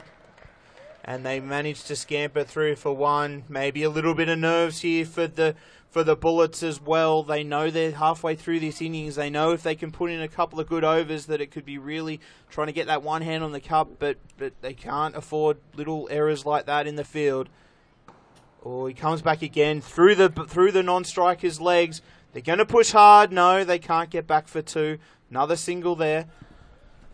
Yeah, good hustle there off the boundary by the fielder. And again, that's what they've got to do. A few of the Boulders fielders did that really well in the first innings off the fence. You've really got to get in quickly and get the ball back in. Yeah, Rickson and Kensel here are just building nicely in this little partnership of 34 runs. They don't need to have a wicket to fall, that's for sure now. They're just building it nicely to launch to get to the target. Yes, certainly there. A dot ball welcome there for the Bullets. 2 balls left here in the over. It's been decent over here for both sides, but if you just feel they can get something off these last ones, another dot ball there, well bowled by Armstrong. If they can just get something good off this last over, only 4 off it, if they could get a boundary here, get 8 off this over, they'd be really happy with this. The Bolters. Here's Armstrong again. Oh, nicely up there, but he does flick it around. There's nobody out there past the umpire. Well run there from both batsmen. They get 2. Really good running that. And again, I think the fielders on the leg side, they probably could afford to be in sort of 15 metres. So that's a huge boundary out to the leg side there. And the fielder there got stuck on the rope, and it was an easy 2 in the end. Here at the SCG, 3 for 59, 72 off 60 balls. I'm going to leave you boys for 5 overs. Nathan Waits, he's going to jump back into the chair. It's certainly going to be a big last 10 here, overs. Don't go away. Thanks, Matt. Yes, it is going to be a big last 10 overs. 72 runs needed. It's probably about all square at the moment, and we just need one team. Probably just I'd have the Bolters slightly favourites at the moment. Yeah, I just think they're building to it. If this partnership continues on, Marty, I think they're not letting it get out of hand. They look like they've got it under control. But then, as in T20 cricket or any cricket, a wicket here or a wicket there, and suddenly the game changes. Yeah, no doubt wickets in the sheds will be the key as well if they continue to go along at 5 or 6 and over for the next few, and then they'll have a good chance to launch in the last few overs as well. But that, as has been said, we don't want to. They don't want to keep too many runs to get at the end. Got a change in the bowling here. Nathan Brown coming into the attack. His first ball short, pulled away for a single. He got away with that one. It was a bit of a loosener. He dragged it down, and Rickson couldn't do much with it other than kind of pull it away. Sorry, that was Kensel. Pull it away. So Brown bowled really well in the Thunder Regional final game. I thought he was quite tight through those middle overs. Came on at a similar time, but bowled really well. He bowled with some pace, didn't he? He really let the ball go through quickly with some zing. Yeah, absolutely. And so no doubt the Bolters will be looking for that, and maybe a couple of wickets thrown in there as well will be good. So interestingly, this short boundary hasn't been used much. We saw a few big hits hit in the first game today, but not much since then. Oh, that's a fantastic bit of fielding here at the kind of backward point or kind of short third man. That was outstanding. He's dove away to his right-hand side and kind of thrown it on the dive. That's a young fellow who come in and belted the ball, young Jack Craig. It was a great bit of fielding there at short third man. Had the batsman reeling. If he had a direct hit, would have had him for sure. And you got Brown coming in again to Kensel. He's worked the ball to mid-wicket there. Yeah. He's really just got to make sure he's trying to get bat on ball, which he did, but straight to the fielder. Anywhere else on that leg side, he would have got runs. So really important to try and find the gaps and at least get 1s or 2s. That's where the key is at this moment in the game, isn't it? It just seems to go on a bit like their fielding earlier on the Bolters. They've just gone a bit flat. Is probably the word I could come up with if they're batting. It's sort of like, we'll just mosey on here, and there doesn't seem to be any real intent again in what they're doing. Yeah, and it feels like there's a lot of chirp out there from the Bullets players as well. It feels like they're trying to get up again and trying to wrestle this momentum back their way. It's really good bowling here in his first over from Brown. Dances down the wicket and he's got him. Bowled him top of middle stump, just what we're after. Here's how the game changes. We just said they were in a bit of a nothing period there, the Bolters, and all they gave us was a wicket, which was handy for the Bullets there. They're back into it now, and really put some into the box seat, I would say, because it's got to build another partnership. That partnership was moving along quite well, and it just wasn't required from the Bolters. Yeah, strange bit of cricket from Kensel, I feel. It just kind of didn't really have much intent. Came down the wicket, but didn't actually have much intent with his footwork, and kind of just tried to kind of dabble a shot somewhere. I don't even know what he was trying to do, but just missed it and bowled neck and crop. Yeah, I think you're quite right there. I think maybe the bowling effort earlier in the game took it out of him, but that's a lovely piece of bowling there. You always ask your bowlers to hit the top of the stumps, and that was a beautiful delivery. But again, as you said, Nath, he's come down the wicket with no real plan as to what he was going to do when he got down there, and all he managed to do was miss it. And that brings the namesake Hazelwood to the crease. It's not Josh, it's Aaron out here today. No doubt Josh might be watching somewhere, but or maybe not. But Aaron batted quite well in the first game today, and kind of hit a few lusty blows. So no doubt he might come out and try to look to have a bit of a swing and get a few away. Yeah, it's an interesting field, although they've pushed the third man back now. I was going to say that's very brave to bowl to a left-hander with a short third man as a right arm over the wicket. You're pushing the ball, usually pushing the ball across the right-hander, so it's probably a much better field now. They've just brought they brought both of them. No, just the long on has come up into the circle. Yeah, you're not sure what Ball's trying to do here. Is it worth trying to put pressure on the new batsman and squeeze out a few more dot more balls? But we'll see what happens here. Straight to the leg side, and it definitely looks that way. I think he's taken a bit of an approach here that he's going to screw them down there for no runs. You know, in nice and tight there with a ring field, and hopefully he's taken a punt. Maybe he's thrown out his joker here, and so if we can get through a couple of overs without any boundary balls, which there hasn't been many boundaries of the last few overs, they'll be right in the box seat, and the pressure will build. Yeah. I like your thoughts there, Brox. And at the end of the 11th over, we're 4 for 61, 70 required to win off 54 balls. So still definitely in the game, the Bolters, and don't have to do anything too silly. That's nothing out of the ordinary is required, I would suggest. Yeah, this game's just sitting in the balance. It's waiting for someone to take control of the game. It's waiting for that one person to say, I'm going to take 2 or 3 wickets, or I'm going to take control with the bat and win the game for my team. It's Armstrong continuing, and it's a dot ball to start the over. Good little dart there, I suppose, for want of a better description. He pushed that one through fairly quickly. So just a fast off spinner there, Marty. That's all. It doesn't have to be a dart every time these spinners bowl. It's a fast off spinner. And there's another fast off spinner that beats the bat to the key. Nicely keep there by Sarriman. Sarriman's very tidy behind the stumps too. I was going to say, especially to those fast off spinners, not those darts. And again, that one's short. Yeah, got away with it too. Gee, I tell you what, but he was lucky to get something on it, because if he missed it, it's all over, Red Rover. He's apples. He's gone. Comes Armstrong again. That's a good shot. Yeah, well fielders as well. Yeah, they've been good in the field, the Bullets, haven't they? Especially the last 6 overs, they've been very enthusiastic. They've been diving around. They're looking good in the field, the Bullets. Absolutely. You know, as I said earlier, I feel like it's probably going to be the difference between the two sides. Up and about. Armstrong comes in again.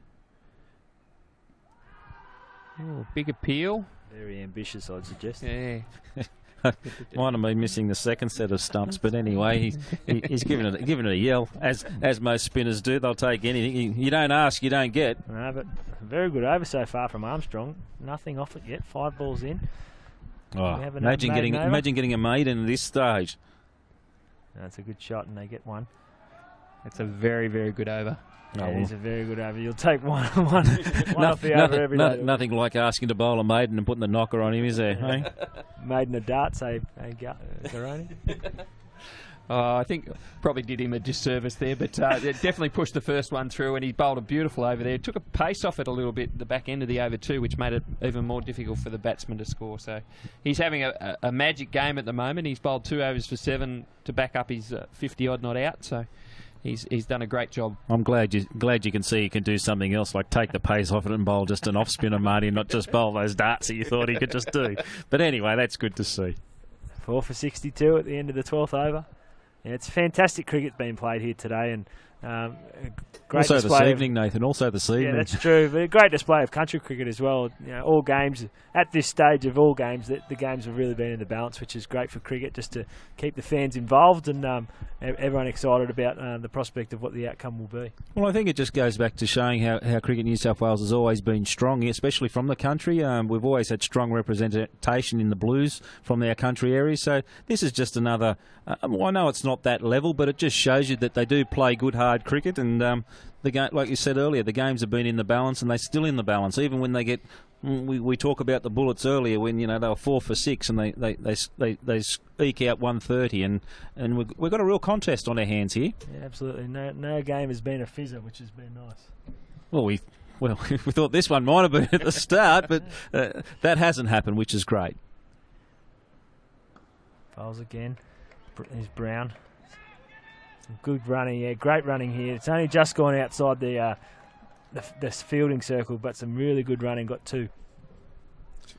Yeah, we must thank our major sponsors too, Transport New South Wales, for putting on this inaugural Plan B Big Bash with Cricket New South Wales. It's been an exceptional tournament, and to cap it off tonight is awesome for these guys that are. As the ball goes through to the keeper there, and no wide's call for these guys from the country who've made their trip down. I know, and also the trip up from the border. Obviously, they'll be on the drink tonight, no matter what. They don't mind a drink, the border boys. So, thank goodness they're staying. And from Transport New South Wales' point of view, Nathan, I hope they've got a plan B. No doubt they will. Yeah, they do. They've got a very generous bus driver who chooses to ferry them around. So that's a very good thing for him. But as you said, to have 48 of the regional players. Best regional players from country New South Wales being able to experience playing on the SCG today has been a fantastic thing. Oh, and he's pushing for 2 here. This could be close. Oh, well run. No, well run. It's well fielded, well run. Cricket was the winner on that one. Yeah, good cricket there. Good intent with the running here from Rickson. So I think he's the key at the moment. He's been in there. He's Most on 20 definitely. not out. So really needs to make sure he bats deep into this innings and give the bolters a good chance. You're exactly right. Like I said earlier, I think their innings evolves around this man on strike at the moment. He's just got to stay there and bat their innings, and then they'll be there or thereabouts come the end of the over. Here comes young Brown again. To Rickson, he's whipped that off his toes. He's run. It's gone through. It has got through. Run hard. They'll get They've 2. come back for 2. Yeah. Didn't quite make it. That was a good shot off his toes. Full, whipped off his toes, beat the mid-wicket out to the mid-wicket fence, and they run an easy 2. I think the mid-wicket fielder might have to pay the Harbour Bridge toll for that one. Yeah, I think Kay Brown showing his age there. It's a bit hard to work down below the knees when you get to a certain age. So, no. But another good over here. He just needs to finish this out now, Brown. Here comes Brown again. Oh, he's hit that one into the covers. And he's got it It's through. got it through. Get a couple. They come back for 2. And that just finishes young Brown's over now, and the score has moved on here for the Northern Inland Bolters to 4 for 70 off 13 overs. Yep. So the equation 61 of 42, a run rate of 8.7 required. So a bit to do, but wickets in the shed as well. So anything could happen here at the SCG this evening. We've got the man of the moment. We've got a change in bowling. The man of the moment for the Border Bullets. The man who got 54 not out. Matt Armstrong's coming on to bowl. He looks like he's bowling little wily, going to bowl little wily off spinners. Bowls darts, I think. Marty, do you know anything? Marty, tell me, do you know anything about Matt Armstrong? He bowls offies. How do they come out of the hand? He does push them through a little bit early in the over, but he's prepared to give them a bit of air as the over goes on. So, I hope we see that. Yeah, I reckon Hazelwood's going to target this short boundary here with Armstrong. Even though he's taken the ball away, Hazelwood likes to go big. So he's coming round the wicket, which is going to be all in that angle for Hazelwood to go. Left-hander, mid-wicket, Bill O'Reilly stand, here you go. He's maybe thinking Armstrong that if he... Got to be careful, but yeah, he misses, I hit. That's right, with the ball skidding on, with the flighted off spinner that he does bowl. There he goes, and he's missed it. Yeah, that one's a bit quicker through the air, wasn't it? Yeah, but you can see his intent from Hazelwood. He's looking into the Bill O'Reilly stand. And I think he's tapped into the commentary box. We're telling him what to do. Quicker ball there from Armstrong to start the over. It's well bowled again. Hazelwood needs to make sure that he doesn't just get bogged down and he needs to be able to rotate the strike as well and not just go for the big shots all the time. He's got to get Rickson on strike. He's got to take that short boundary out of his mind. He's just got to play cricket. And what ball's bowled, we play what's bowled to you and run a ball. There he goes. Hasn't got anywhere near enough of it, and it's gone one bounce out to deep mid wicket. He was lucky to hit it outside the inner circle on the full. Yeah. Probably just trying to hit that one way too hard. And you just need to time it. And as you said, normal cricket shots will actually get them over the line here. They just need to pick the gaps and bat sensibly. There's no real need to be trying to hit every ball out of the park. Yeah, and those tactics of trying to hit the ball out of the park and not getting runs is getting the gap between runs required and balls a little wider. Oh, gives himself a bit of room there, Rickson, but misses on the cut shot through to the keeper, Sarriman. It's a really good spell here from Armstrong. He's backing up these efforts with the bat beautifully with the ball. Only one run off the over so far. Good shot. That's a great shot. That's Inside a great out over shot. cover. That's a fantastic shot from Rickson. That's just really what waited on the ball. Wasn't that much risk involved. Yeah, no, that's just what the bowlers needed, wasn't it? They needed a boundary, and the most experienced top order batsman in this side has actually done the job for them there. Looks like a classy player, this Rickson. He knows his game well. He's 28 not out at the moment.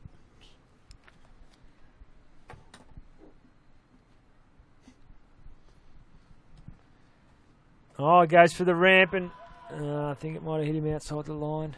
He's building to something here, Rickson, I think. He's just that boundary out through cover there or over mid-off is just his first boundary of his innings of 28 in this final. So that just shows you he's working the ball around. So he's the anchor to this side. Yeah, absolutely. But again, a good over there from Armstrong, only 5 off it. So the run rate keeps going up. And we're looking at over 9 and over now that they're going to need to finish out the innings. So 9.3 runs and over.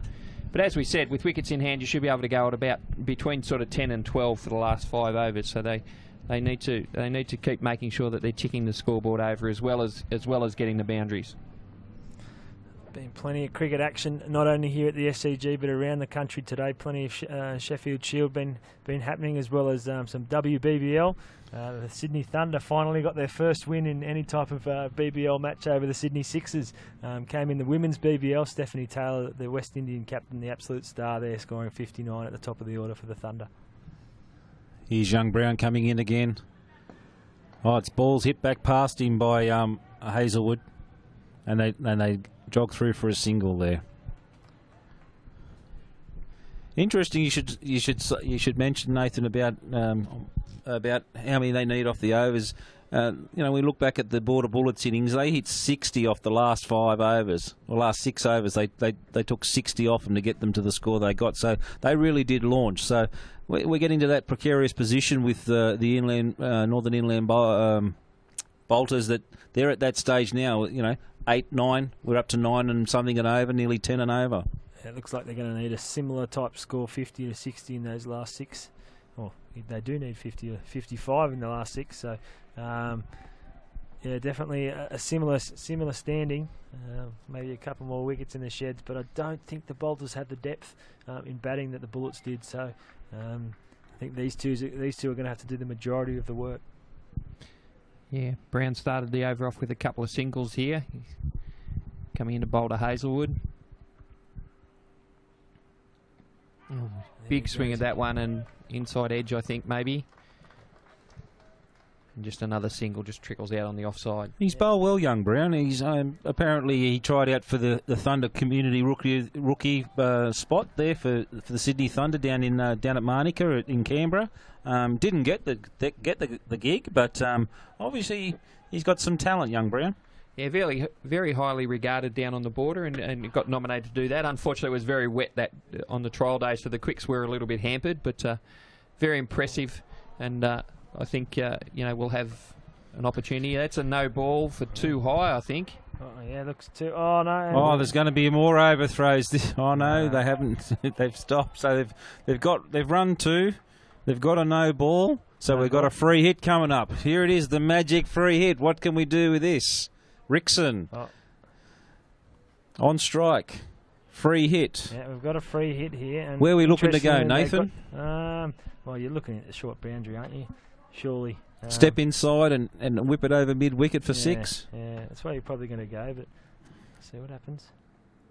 That's where he goes. He's gone straight back down. He looked there, but I think he's gone straight back down. Good running here from Hazelwood. He was in and out quickly and back for 2 again. This is good cricket here by the Bolters. So things are happening here. That gap is closing again between the balls remaining and the runs to win. So 48 off 32 at the current stage. Very handy partnership, this one. Brown coming in again. Oh, little faint edge. We've got a third man down here. He's quite fine, but they're coming back for the second. They take him, and he's out, run out. That's a huge blow. Huge blow for the Bolters. Not sure it was required, but Rickson's been run out, coming back for the second. That's a huge turning point in this game, I would suggest. Yeah, I think you're right there. That's the man they wanted to keep in, but from the Bullets' point of view, they wanted to get out, and they actually got it. From a faint edge down to third man, and a great bit of fielding off the boundary from young Jack Craig. Yeah, it was very well fielded and a good throw, and the keeper Sarani, our wicket keeper there, he's whipped the bails off quickly, and umpire Phil Rayner just up with the finger straight away. Sariam, I think you were looking for, Paul, but interestingly there, the batter had to actually kind of run around with the bowler as well, so took a bit more time, and maybe that was what caught him short. Yeah, great piece of fielding, and as you said, there was really no need to do that. They'd gotten the required runs off the over, and he was the key at the moment, Rickson. So now we've got 2 relatively new batters in there, so that does make the job a lot more difficult now at 5 for 84. Middlebrook was actually the best bat from the first game the Bolters played, so hopefully he can replicate that again. I think he got 30 odd and whacked them quite well. So Middlebrook, I would suggest, is the key here. Round finishing the last ball of the over. Yeah, it's well played. He's timed that well. They should get 2 again. Oh dear. They should be looking at that fielder. That was a horrible throw back in. So, looking at that fielder, maybe take on his arm, especially if he's out in the long boundary. Lucky for two back on his arm. Lucky for our viewers, they didn't get to see that, but yeah, what a shocking arm. Absolutely shocking arm. Make yourself feel good about yourself when you see throws like that out on the ground. Change my clothes and go out there and chuck them for him. 15 overs gone, and the Bolters are 5 for 86. Changing the commentary as well, with Marty stepping out and Matt coming back in. So, yeah, thanks Marty for that. And we've got an exciting 5 overs left here at the SCG. 45 to win off 30 balls, boys, and it's really game on here. Game really in the balance. You're exactly right. This is what we want. We want it down to the wire, and that's the way it's heading. It's anyone's game. Who wants it, I suppose, is the question. And maybe the experienced Hazelwood will be in the lead up to take this.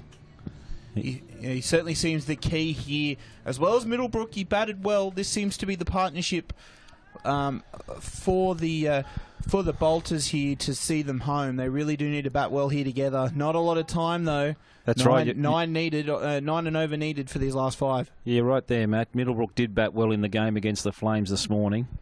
So he's a key too, and can hit the ball hard. Oh no, he skied that one. It's hard to see. Oh, it's just fallen safely between the mid-wicket fielder going back and the long-on fielder coming in. So lucky little break there from Hazelwood. He's got to be careful. He'll certainly be trying to target that short boundary. Not many overs with the short with that short boundary remaining for him to target. So you'll certainly be looking to do that at every opportunity. But Armstrong, he's bowled very well here. He's kept it tight for his team, so they'll be looking for a big over from him here. Comes in again. Oh, it's been played out. A good cricket shot there. hit hard towards the man there at deep cover. They get a single. Almost probably too hard there. They've been hitting some of those ones a bit softer, and they've been able to get back for 2. Yeah, it was straight to the fielder, though. The fielder hardly had to move an inch. So, interesting tactics here. We'll see what Hazelwood's got. Here comes Armstrong again. Bowls well bowled. Yeah, he's picked out the short cover fielder there. If he was 5 metres either side, there would have been a couple. So he just needs to find these gaps here, not panic. Nice bit of flight there from Armstrong bowling, isn't it? Yeah, I think Marty would be very happy with his flighting of the He's got deliveries. onto that one okay, Hazelwood has, but still only finding the fielder out there. I think he's trying to get under it, needs to try and get under it a bit more and hit it over his head. Yeah, he certainly got the intent there to try and put it into the Bill O'Reilly stand. He's not just quite executing it quite right, and he's only getting it to the fielder for 1. He maybe needs to change tact a bit and just try and find the gaps. Big shout there. The bowler and the keeper almost celebrating, but the umpire remains unmoved. Yeah, don't know what happened there, but Sarum was convinced he's got a little feather on that. The umpire didn't hear a thing. That's all that counts. He's the man in control. He's got this game under his wing, the umpy, hasn't he? Yeah. You'll only do what I tell you. Yep.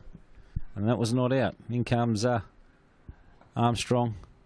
Oh, they've gone for a quick single. It's onto the bowler's end. Oh. Great effort, good running, good cricket. Good work from Dave Farrell there in the cover point region. Yeah, and that's the end of the over here. There's 4 overs to go, 5 for 90, 41 off 24.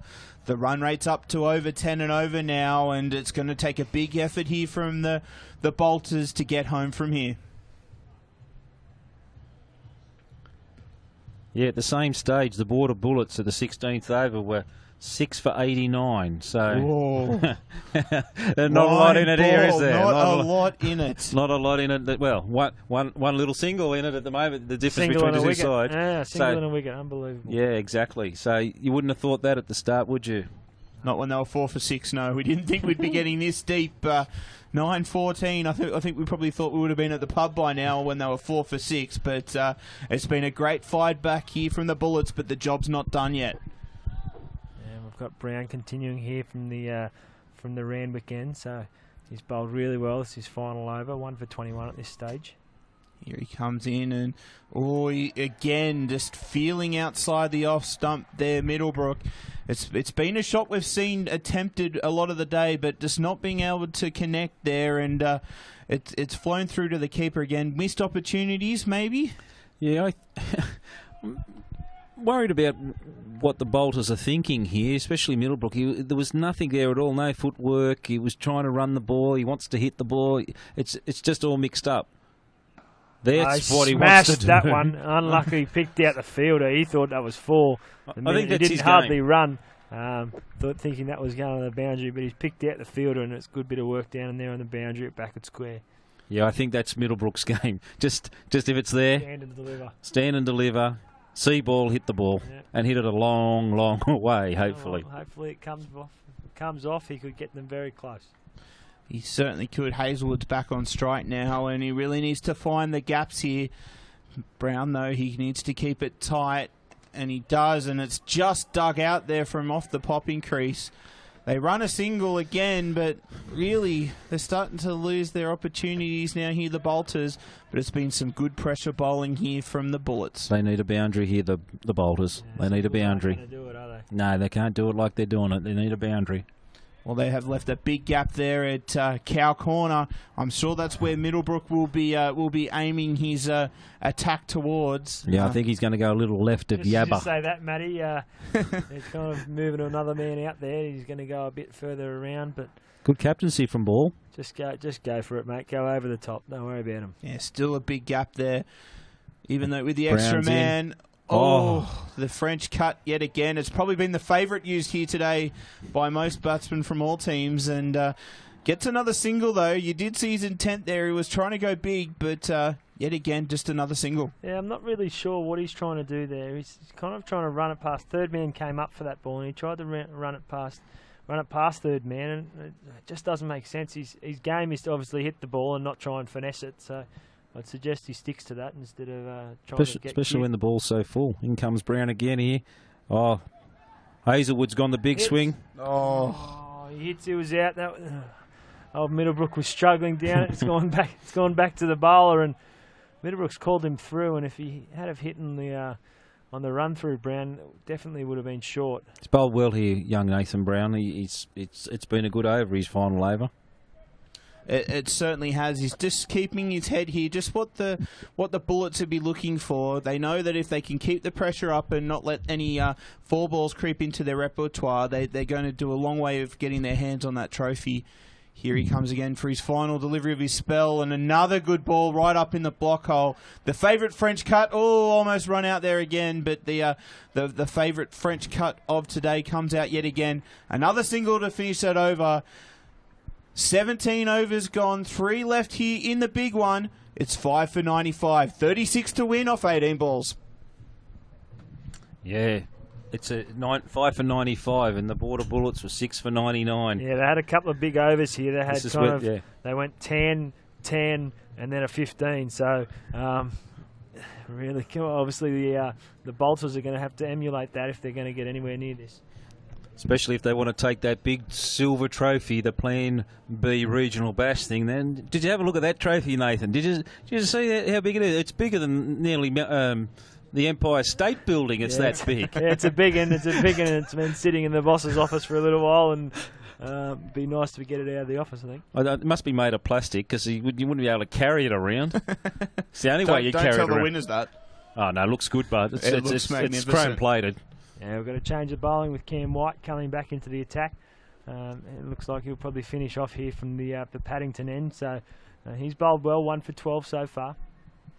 Yeah, they need a big over here, both sides. If Cam White can only go for say 3 or 4, but if the Bolters can get a couple of boundaries away, it could really swing this match either way. Middlebrook's the man to get the boundaries, that's for sure. But he's just pushed that one out through to cover, as you see, and just pushed through for an easy single.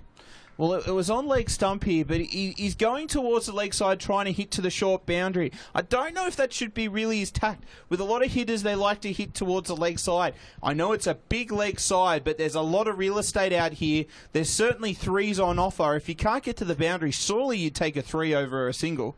Yeah, I think, but he's going to what worked for him this morning. He played the same this morning, giving himself some room to the leg and hitting over that into the Bill O'Reilly stand in game 1 this morning. So I think he's going back to what he knows best, or trying to go back to what he knows best to get the Bolters over the line.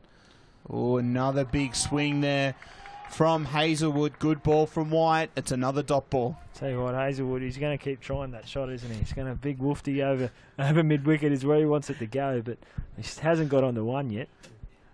Yes, it's starting to, the pressure's starting to build, I feel. Hazelwood's knowing he's got to go big and not getting bat on ball. Here comes White again in the block hole, and again it's just a single. It's well bowled, that, very well bowled. Yeah, they're certainly executing their plans well here, the Bullets. 34 of 15 required here. It's really coming down the wire. 13.6 is the run rate required. It's certainly soaring towards that one, that it's just a bridge too far here for the Bolters as White comes in again, and here's the shot. Oh, he's whipped that one over, sort of a half flick, half ramp shot down to fine leg where there's no man, and got a boundary there. That's definitely what the Bolters needed. Yeah, interesting, his footwork as the bowler was coming in. He kind of shaped that he was going to go give himself a bit of room and try to hit over the offside, as he's been trying to do, but instead he steps inside and plays over the leg side, and it was a good cricket shot.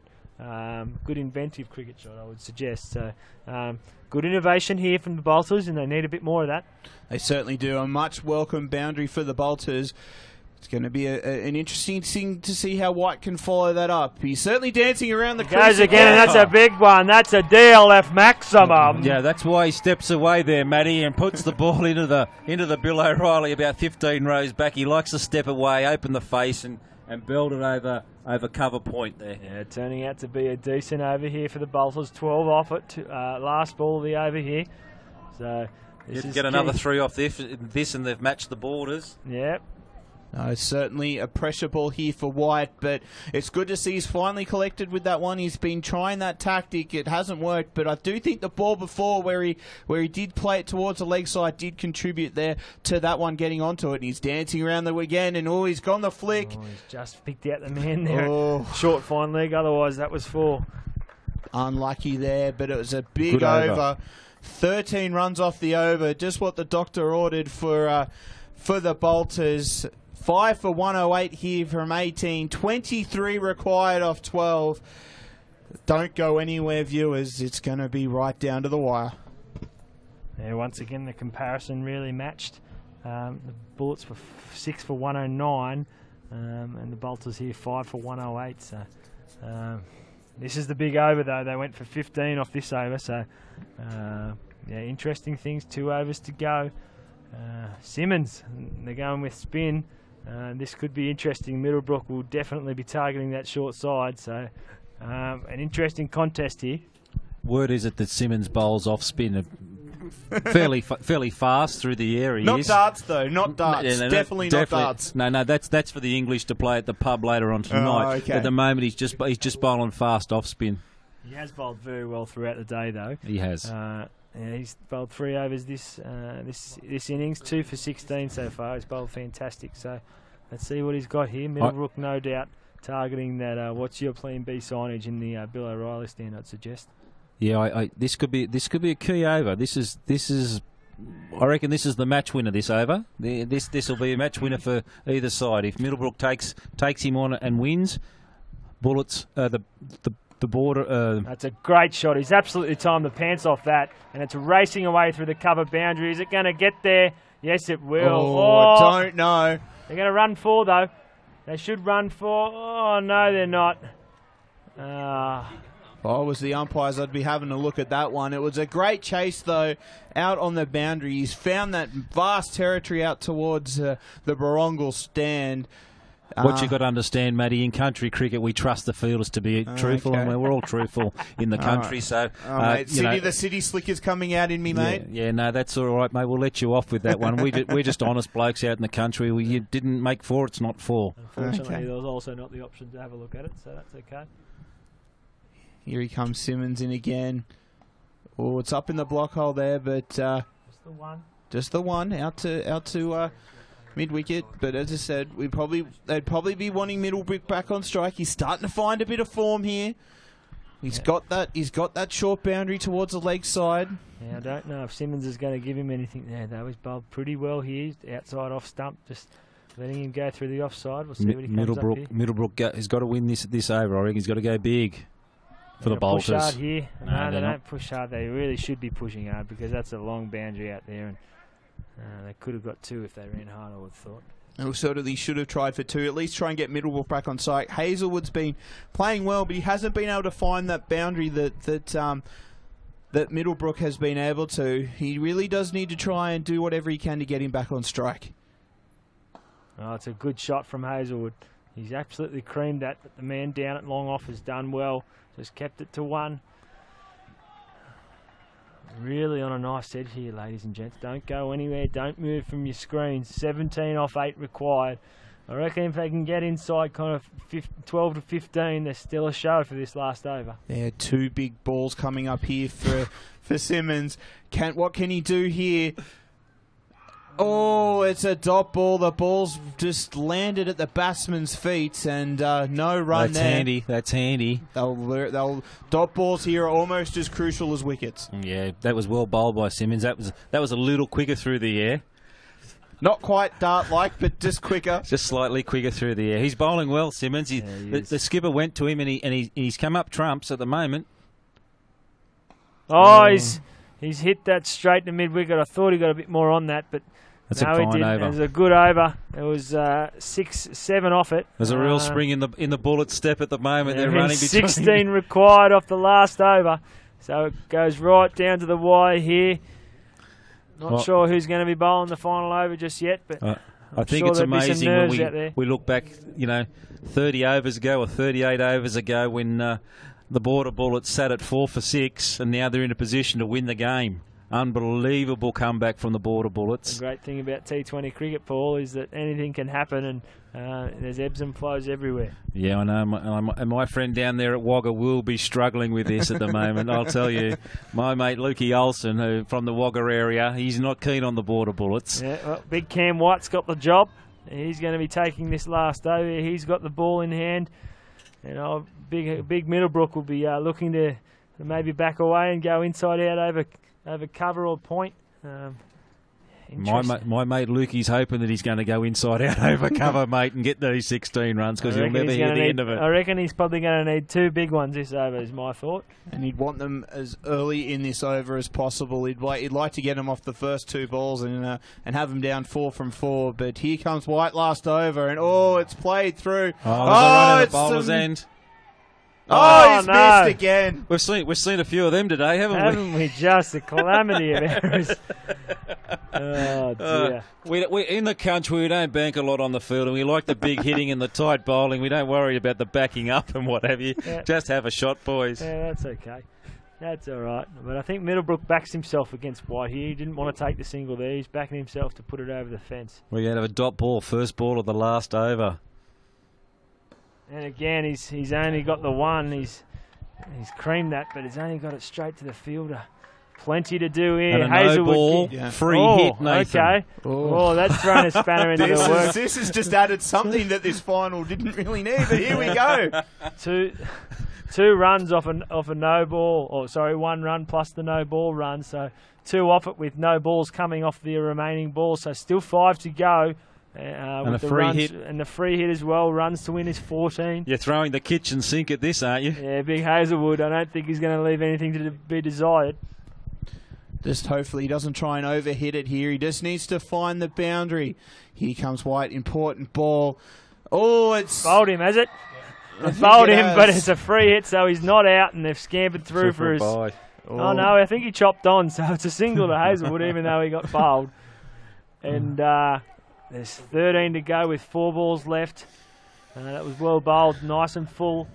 That was the order of the day, I think, for the last 4 balls as well. Would just be nice and full, not allowing them to get under the ball, but you don't want to get it wrong because it can be just short and he can get a nice half volley. So Middlebrook here, back on strike, 25 not out he is. We need a boundary. Got to have a boundary to win this game, the bowlers. There's certainly some areas to pick for Middlebrook as he comes in, he goes again. Straight through to the keeper. They run a bye. Yeah. That's a bye. That's the bye. I'm backing in the Border Bullets here. Yeah, that's a tough call, isn't it? Backing in the 12 Border. off 3. It's T20 cricket. Anything can happen. We saw in the Sixers conference they needed a 6 off the last ball to win. Unfortunately, they didn't do it for you. White's bowling too good here at the moment. I don't think he's going. He's not going the journey. He's not going the journey. Oh, again. There you go. And it looks like the Northern Inland Bolters have basically given up the ghost here. Oh, still can do it. Yep. Still can do it. Maybe a super over, Paul. 4 and a 6. What do you reckon? We'll go into a super over just to stay on that long. Yeah, absolutely they will. Just to keep you going here and keep you on the edge of your seat. 11 required to win. 10 for a super over. Got to go the journey. Gets onto it. That's 4. That's 4. He's hit 4. That's 4. They're still in it they're here. Still in it with a chance. He's got to go big here, though. There's 1 still a ball chance. left. There's 7 to win. You wouldn't want to overstep here, big Cam White, like he did earlier in the over. What's Middlebrook got in store here? Is he going to go big and get into a super over? Well, he has It's to. on the cards here, ladies and gents. Don't go anywhere. He's got to go big to make it a super over. It's got to clear the rope. He's got to go big, or unless our friend Mr. White oversteps that line. I know from his thoughts, but he'll be saying, I might bowl this from behind the umpire. Yeah, absolutely. I'd be bowling it from his bowling mark, to be fair. There's no way you want to give anything away here, but certainly they'll be looking for a wide. They'll be looking for anything here. But if they can get it into a super over, it'll be a magnificent effort after how they've got it behind. Here we go, ladies and gents. Here it is. Here 7 it is. Required. 6 for a super over. Here it Needs to is. hit it out. And he's missed it. He's and missed the it. Border Bullets win. The inaugural Pramby Regional Bash. The Bullets have got it from being 4 for 6 in their batting it in the third over to come away with a win here at the SCG. Let's cross down to Garth there on the boundary, and I think he's with the coach from the Bolters. And unlucky there, down to the wire, but how good was the final? Yeah, it was a great final. We had them in trouble early, but being 20 over cricket, 4 wickets down, it's not really going to affect. You're not going to get bowled out many times. Yeah, very good. What's on for tonight then? Oh, mate, I'll go home. I'm organising a cricket tour in New Zealand for some under-21, so I've got to get that done tonight, but I don't know if I'll see all the other boys tonight at all. Well, very good. Soak it all in, and hopefully be back to the SCG next year. Yeah, wonderful. Yeah, thanks very much. We've enjoyed it. Yeah, thanks, Big G. It's an impressive win there by the Border Bullets. Like we said earlier, to be 4 for 6 after 3 overs, to come back and win this inaugural Plan B bash, an amazing effort, Nathan. Yeah, absolutely, and full credit to them and their coaching staff. They've been very good throughout the competition. Obviously, they've been undefeated, and so they've done very well to get this far and be the winners. Gareth, back down to you. You've got another man on the sideline. Yeah, we got the captain here. Unlucky, went down to the wire, didn't it? Yeah, look, it's a great game. Just unfortunate we couldn't get over the line, but yeah, good game of cricket in the end.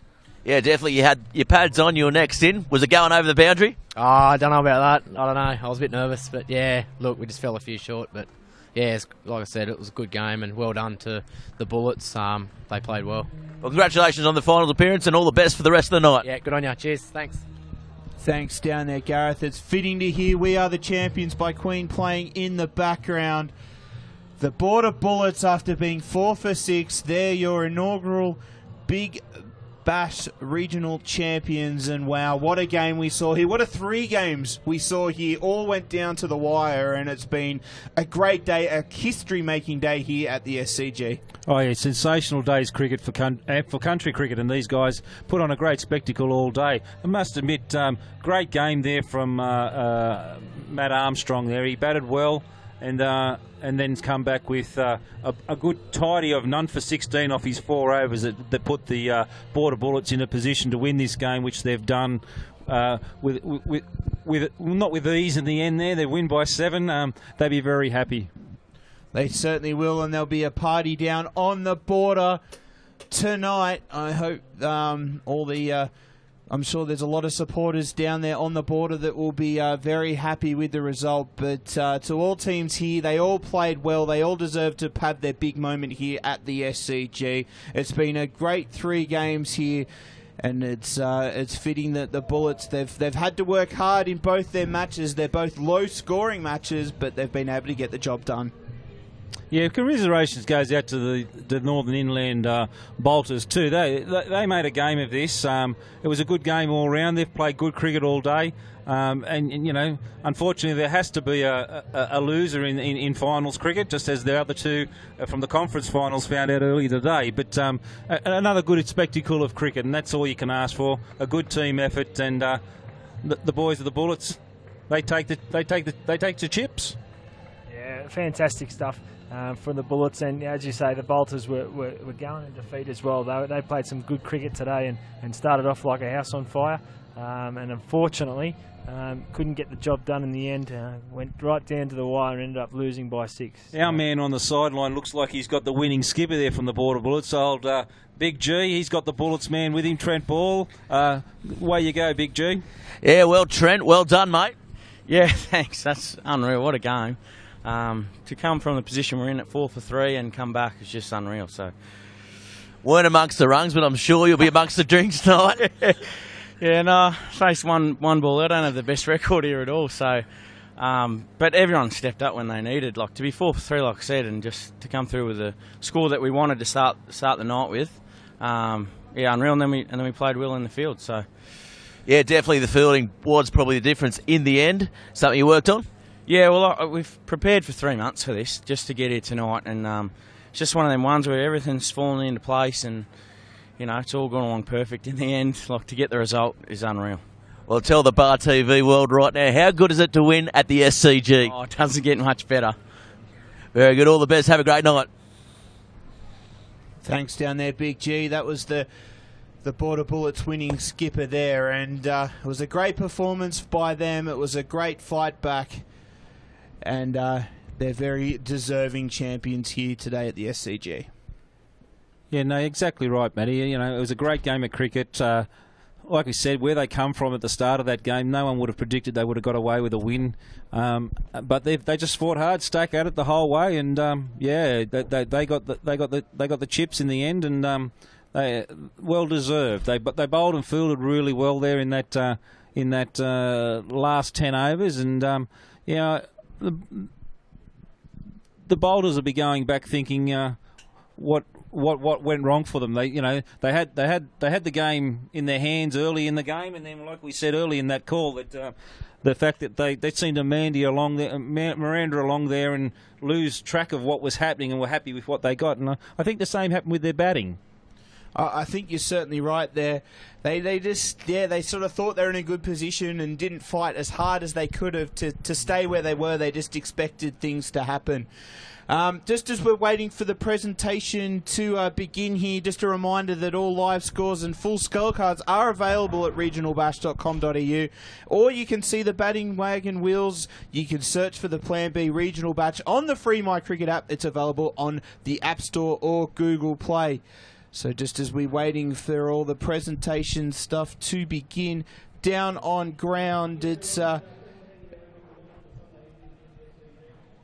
Ladies and gents, I think that's going to be us for the evening. We're going to go down to the presentation just for your viewing. There won't be any audio, but you'll be able to see the inaugural Plan B Big Bash trophy being lifted aloft by the Border Bullets. Thanks very much for your company here today, and I hope you've enjoyed the viewing, and please enjoy the presentation. Thanks very much, and we'll see you next time.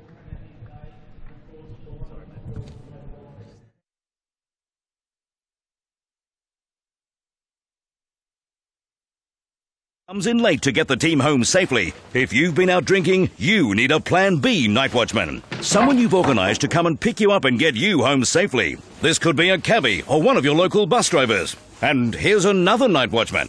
If I happened to be taking him home, I'd be the night watchman's night watchman. Yes, you would. If you're drinking, a night watchman is a great Plan B to get you home safely.